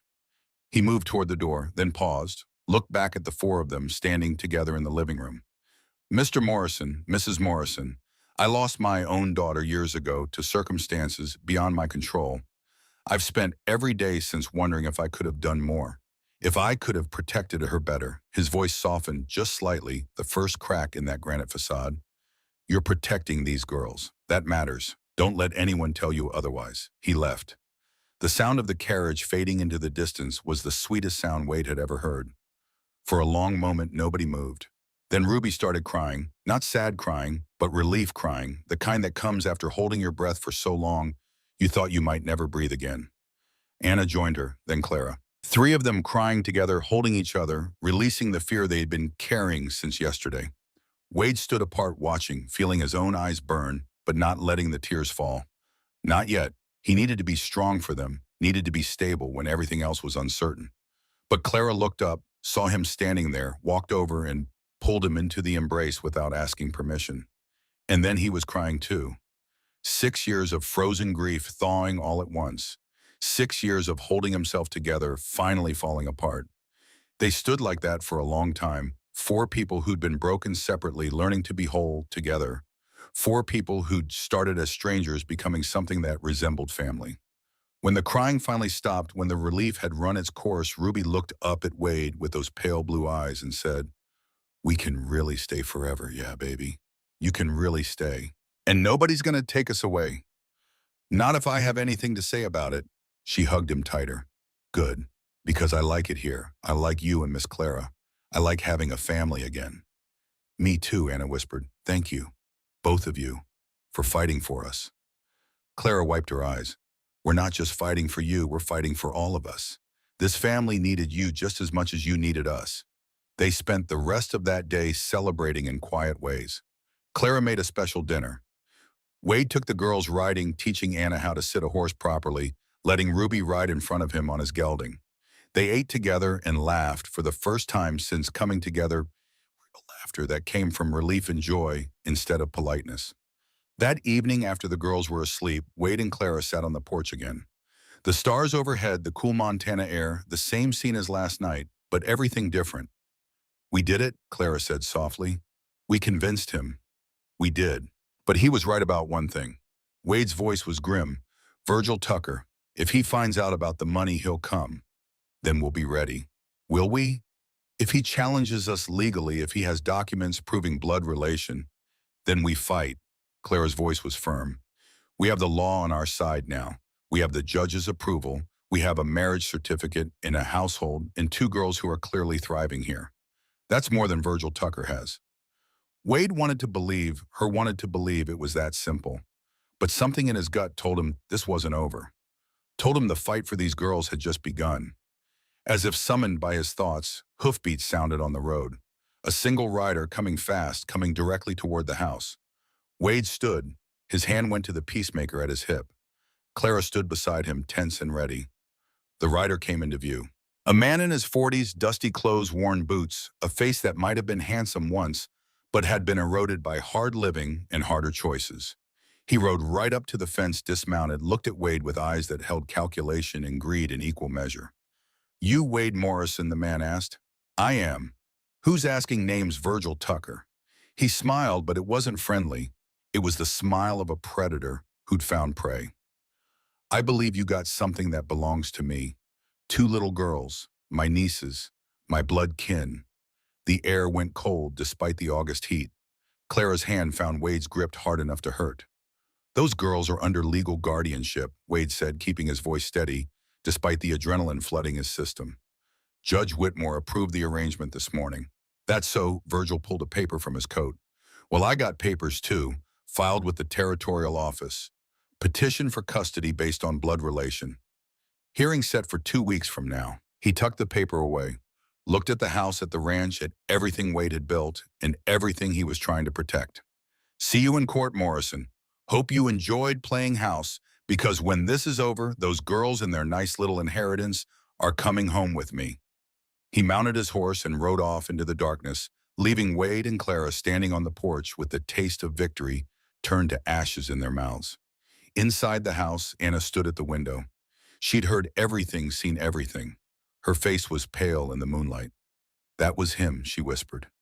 "That was Uncle Virgil, the one Mama warned us about." Ruby appeared beside her sister, rubbing sleep from her eyes. "Is he going to take us away?" Wade walked inside, knelt down in front of both girls, took their hands in his. "No," he said. His voice was iron. "He's not going to take you anywhere. Not without a fight. Not without every bit of strength I have." "But he's our uncle," Anna said. "He's blood. Doesn't that matter more than anything, though?" Clara came to stand beside Wade, placed her hands on the girl's shoulders. "Family isn't blood. Family is who shows up, who stays, who fights for you when things get hard. Blood is just biology. Love is choice. We choose you," Ruby said simply. We don't know him. We know you. And we choose you, Wade replied. Both of you, and we're going to prove that to any judge who asks. We're going to show them that this family, strange as it started, is real, because it is real. Clara added, all of it. Anna looked at Clara, then at Wade. Do you really mean that? About us being a family, I've wanted to be a mother my whole life, Clara said. Her voice was thick with emotion. And you two, you're the daughters I always hoped for. Different than I imagined, but better. Real. Mine. She pulled both girls into a hug. Wade's arms came around all three of them. 4 people holding each other in the darkness. 4 people who'd found each other through tragedy and desperation and were determined not to let go. The next 2 weeks passed in careful preparation. James Caldwell, a lawyer from Helena, arrived with leather cases full of documents. He was 47 years old, sharp-eyed, methodical. He'd won more custody cases than anyone else in the territory, and he'd agreed to take theirs because, as he said, some fights are worth having. He interviewed Anna and Ruby separately, took notes in cramped handwriting, explained what would happen in the courtroom. The girls needed to understand. A judge would ask them questions. Virgil's lawyer would try to make them doubt Wade and Clara. They needed to be honest but clear about what they wanted. Clara gathered testimonies from every merchant in town who could vouch for Wade's character. Old Mrs. Henderson, who ran the boarding house, wrote that Wade had always been respectful and paid his bills. Doc Miller wrote a detailed medical assessment of the girls' health and dramatic improvement since coming to the Morrison Ranch. Even Vera Patterson, the town gossip, came forward with the information about Virgil's drinking and gambling habits, though Wade suspected she enjoyed being part of the drama more than any genuine desire to help. Sheriff Bradley rode to Nevada and came back with a thick file on Virgil Tucker. Gambling debts totaling $3,200 spread across 5 different establishments. 4 arrests for fraud, assault, theft, and forgery. Currently wanted in 2 territories for unpaid debts.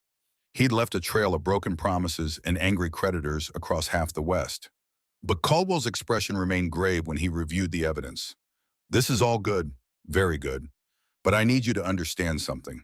In Montana territory, blood relation carries enormous weight. The law was written to keep families together. A judge could look at all this and still decide that even a flawed uncle is better than strangers, no matter how loving those strangers might be. Wade felt his stomach tighten. Then what's our strategy? We prove that blood doesn't make a family, that those girls are thriving with you in ways they never could with Virgil. We show the court that you have already become their parents in every way that matters, and we make Virgil prove he wants them for the right reasons. He can't, Clara said. He wants the money. Everyone knows it. Knowing it and proving it are different things. Caldwell closed his briefcase. But we'll do our best. Just be prepared. This won't be easy. The ranch settled into routines that felt almost normal despite the sword hanging over them. Anna learned to make Clara's biscuits perfectly, the dough light and flaky. Ruby followed Wade through morning chores, learning to check horses' hooves and mend fence posts without being asked. In the evenings, all 4 of them sat around the table, and the house filled with the sounds of ordinary life. But beneath it all was the constant awareness. 2 weeks, then a courtroom. Then a judge who would decide if this family they were building got to continue or if it ended before it truly began. One night, unable to sleep, Wade walked to the hillside alone. He knelt before 3 graves in the moonlight. The grass had been trimmed recently. Clara had done it without being asked, had tended Grace and Emma's graves like they were her own family. Grace, he said quietly. Emma, baby, I need to tell you something. I'm fighting for those girls. Fighting the way I couldn't fight for you. And I think I'm going to win this time. He paused, choosing his words carefully. And Grace, I think I'm falling in love again. With Clara. I know we didn't plan for that. I know this wasn't supposed to be real. But she makes the house feel like home. She takes care of the girls like they're hers. And the girls, they call her mama now when they think I'm not listening. The wind moved through the grass, carrying the scent of sage in summer. I hope that's all right with you, Wade continued. I hope you'd want me to be happy again. I hope you'd understand that loving Clara doesn't mean I love you any less. It just means I'm finally learning how to live instead of just surviving. He stood, looked at the crosses one last time. I'll always remember you, all 3 of you. But I have to live for the people who are still here, the people who need me. He walked back down the hillside, back to his house where lights burned in the windows, back to his wife, reading by the fire, and his daughter sleeping safe in their beds. The hearing was scheduled for Monday morning. Virgil Tucker would bring his lawyer and his blood claim and his greed. But Wade Morrison was ready. Anna and Ruby sat between them, hands clasped tight. Across the aisle, Virgil Tucker lounged in his chair with his lawyer, Bernard Stone, a thin man with oiled hair and a cheap suit. Virgil looked at the girls like they were property he was about to reclaim, his eyes calculating the value of $8,000 in timber rights. All rise. Judge Augustus Whitmore entered. Everyone stood. The judge took his seat, arranged his papers, looked out over the courtroom with those granite eyes that missed nothing. Be seated. Court is now in session. The matter before us today is the petition of Virgil Tucker for a custody of his nieces Anna Mo and Ruby Tucker, currently under the guardianship of Wade and Clara Morrison. He looked at both tables. Mr. Stone, you may present your case. Bernard Stone stood, smoothed his jacket, and launched into his argument. He spoke of blood bonds, of family obligation, of the natural right of a man to raise his brother's children. He painted Virgil as a reformed man, someone who'd made mistakes in his past, but was now ready to provide a stable home for his nieces. These girls, Stone said, his voice dripping with manufactured emotion, have lost both parents. In their time of greatest need, they should be with family. Real family, not strangers who married for convenience just days after meeting these children. Wade felt Clara's hand tighten on his beneath the table. Mr. Tucker has provided affidavits. Stone continued, showing his current employment as a freight supervisor in Carson City. He has a steady income, a home prepared for the girls, and most importantly, he is their blood kin. The law recognizes the primacy of family bonds for good reason. He gestured toward Wade and Clara. The Morrisons, while well-intentioned, entered into a hasty marriage clearly designed to circumvent territorial law. They have known these children for mere weeks. How can such a brief acquaintance compare to the permanent bond of blood? Stone sat down looking satisfied. Whitmore turned to the other table. Mr. Caldwell, James Caldwell, stood slowly. He didn't rush to the front of the courtroom, didn't raise his voice. When he spoke, it was with quiet conviction that somehow carried more weight than Stone's theatrical performance. Your Honor, this case is not about what the law says on paper. It's about what's best for two young girls who have already lost everything. Yes, Virgil Tucker is their uncle by blood, but being related by blood doesn't make someone family. Being there makes someone family. Caring makes someone family. Love makes someone family. He pulled out a folder. I have here Doc Miller's medical report. When Anna and Ruby Tucker arrived at the Morrison Ranch, they were severely dehydrated, malnourished, and suffering from infected wounds on their feet. They had walked 10 miles barefoot through August heat.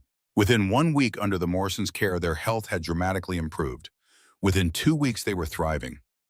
Caldwell held up another document. I have testimonies from 7 townspeople all attesting to the visible change in these girls. They're learning to read. They're gaining weight. They're smiling. They're acting like children instead of survivors. He turned to face Virgil directly. And where was Virgil Tucker during all of this? Where was he when his brother died in a logging accident? Where was he when his sister-in-law was dying of consumption? Where was he when 2 little girls were left orphaned and alone? Virgil shifted in his seat, his face reddening. I'll tell you where he was, Caldwell continued. Nowhere. He didn't appear until he learned about $8,000 in timber rights. Then suddenly family mattered.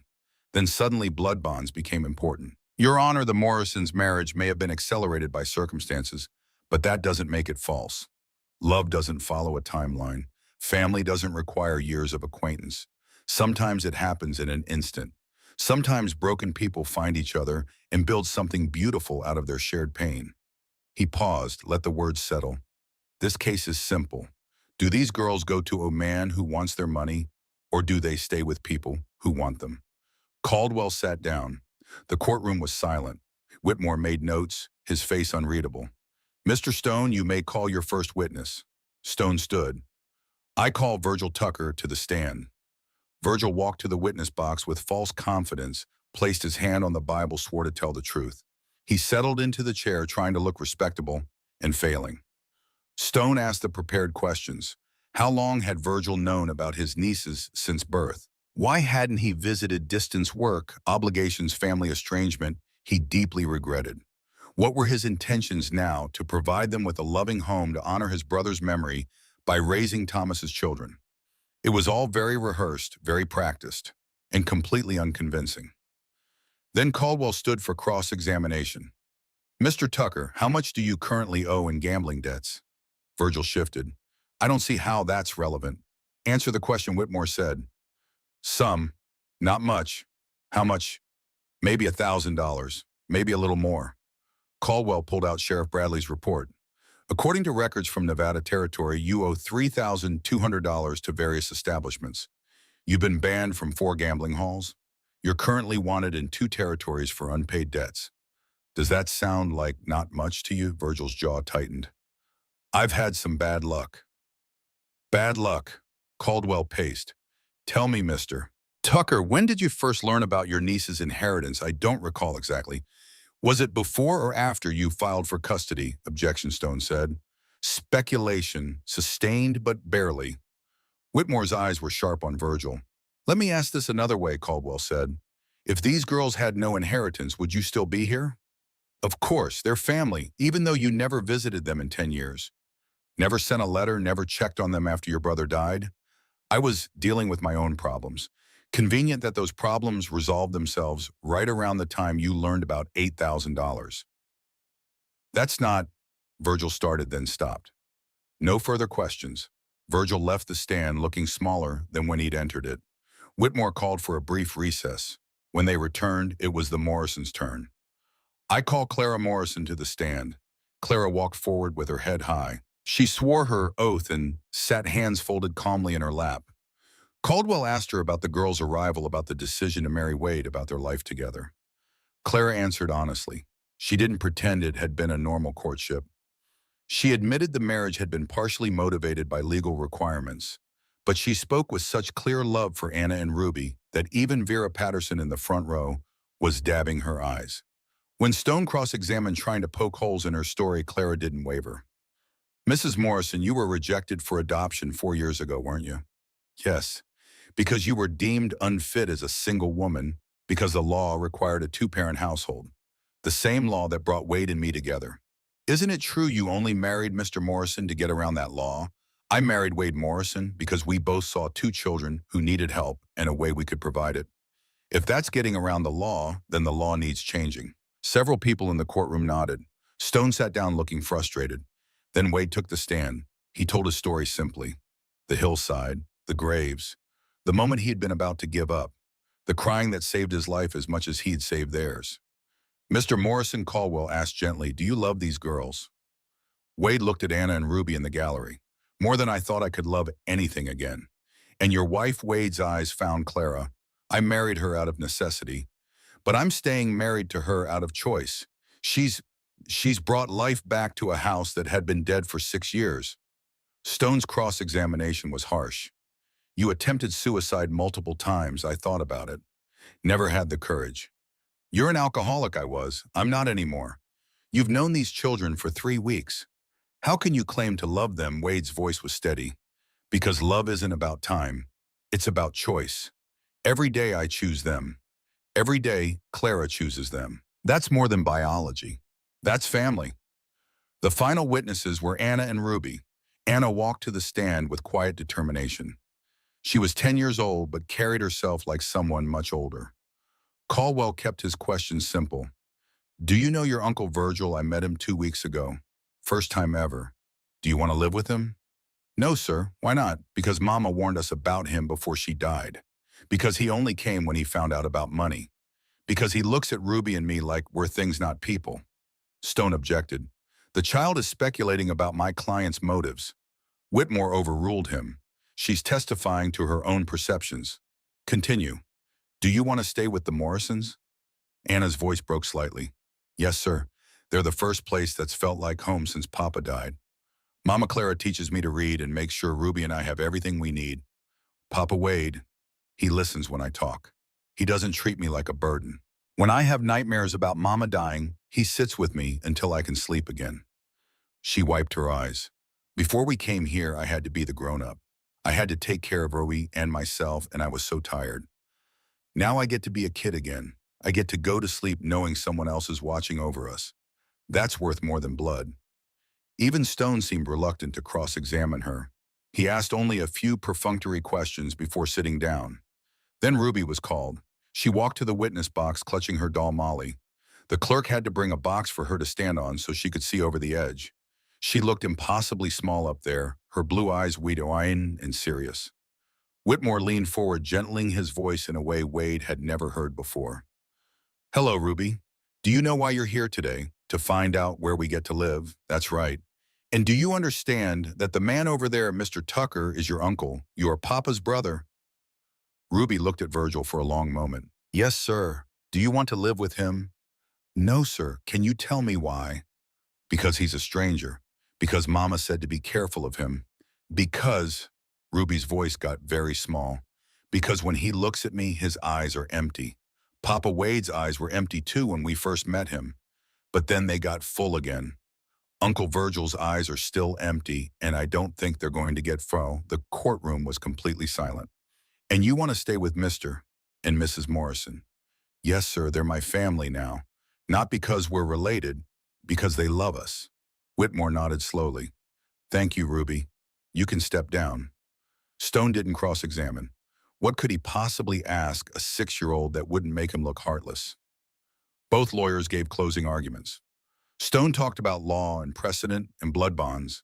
Caldwell talked about love and safety and what family really meant.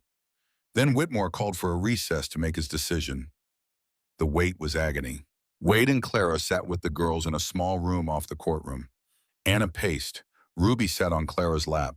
Wade stared at the wall and tried not to think about what would happen if they lost. After an hour that felt like a year, they were called back. The courtroom was even more packed than before. Word had spread. This wasn't just about 2 orphans anymore. It was about what family meant in Montana territory. Whitmore looked at his notes for a long moment. Then he spoke. This court has considered all the evidence presented, the testimonies, the documents, the legal arguments on both sides. This has not been an easy decision. He paused. Wade felt Clara's hand grip his so tight it hurt. Mr. Tucker is correct that blood relation carries weight in our legal system. The law was written to keep families together to prevent children from being taken from their kin without cause. Wade's heart sank. However, Whitmore's voice hardened. The law was not written to enable exploitation. It was not written to allow relatives to claim children as property. It was not written to prioritize biology over welfare. He looked directly at Virgil. Mr. Tucker, your testimony has not convinced this court that your motivations are pure. Your timing is suspect. Your history is troubling. And most damningly, your own nieces do not want to live with you. Then he turned to Wade and Clara. The Morrisons' marriage may have begun as a legal convenience, but this court has seen it grow into something genuine.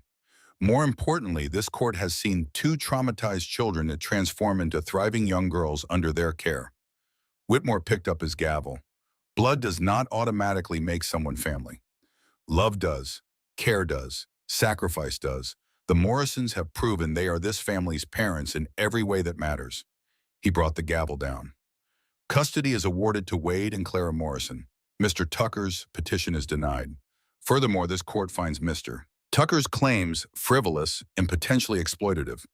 He is ordered to pay court costs and is prohibited from filing future custody petitions without substantial evidence of changed circumstances. The gavel fell again. This matter is closed. The courtroom erupted. People cheered. Vera Patterson was openly crying. Doc Miller was grinning. Virgil stood up, face purple with rage. This ain't right. They're my blood, Mr. Tucker Whitmore said coldly. You had your chance to be family.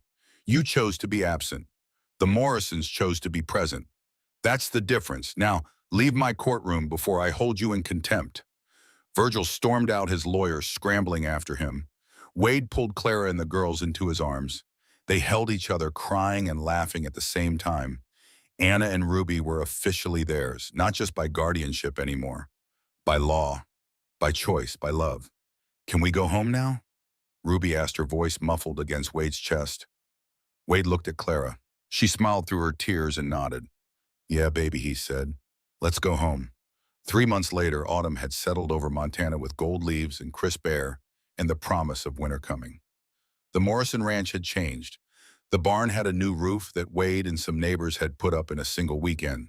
The garden flourished under Clara's care, providing vegetables for the table and for canning. The house rang with laughter and the occasional argument and all the normal sounds of family life. On a Sunday afternoon, Wade stood on the hillside before 4 graves.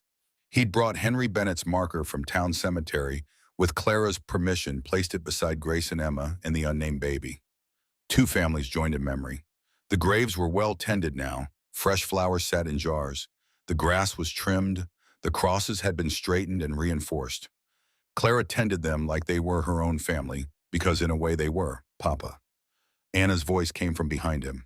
Mama says it's time for supper. Wade turned. Anna stood there with Ruby, both girls in their Sunday dresses, hair-braided faces bright with health. Behind them, Clara walked up the hill carrying a basket. I brought pie, she said. Thought we might have a picnic up here, if that's all right. The girls wanted to meet their other family. Wade felt his throat tighten. That's perfect. They spread a blanket on the grass between the graves. Clara unpacked apple pie and cold chicken and biscuits. The girls sat cross-legged eating and chattering about the week. Anna told them about the new book she was reading, her voice proud. Ruby demonstrated the addition she'd learned counting on her fingers to show how 5 + 3 made 8. Wade watched them and felt something he hadn't felt in 6 years. Peace. Not the absence of grief. He would always carry Grace and Emma with him, but peace that coexisted with the grief. Room for both sorrow and joy. Claire reached over and took his hand. You all right? Yeah. He squeezed her fingers. More than all right. That evening, after the girls were in bed, Wade and Clara sat on the porch in the darkness. The stars were brilliant overhead, the air carrying the first hint of winter cold. Judge Whitmore came by the store this week, Clara said. Final inspection. He's officially closing the case. What did he say? That we're the most unconventional family he's ever approved, but also the most determined. Wade smiled. Sounds about right. Clara leaned against his shoulder. I never thought I'd have this. A husband, daughters, a home that feels alive. Me neither. Wade put his arm around her. 6 months ago, I was standing on that hill ready to die. Now I have every reason to live. They sat in comfortable silence, listening to the night sounds. An owl hooted in the distance. The horses moved in the barn. Inside the house, one of the girls called out in sleep, and the other soothed her with soft words. Do you regret it? Clara asked. Marrying a stranger for 2 orphans you just met. Wade thought about it. Thought about that first night, Ruby's blue eyes looking so much like Emma's, Anna's fierce protection of her sister. Thought about Clara's offer, impossible and perfect at the same time.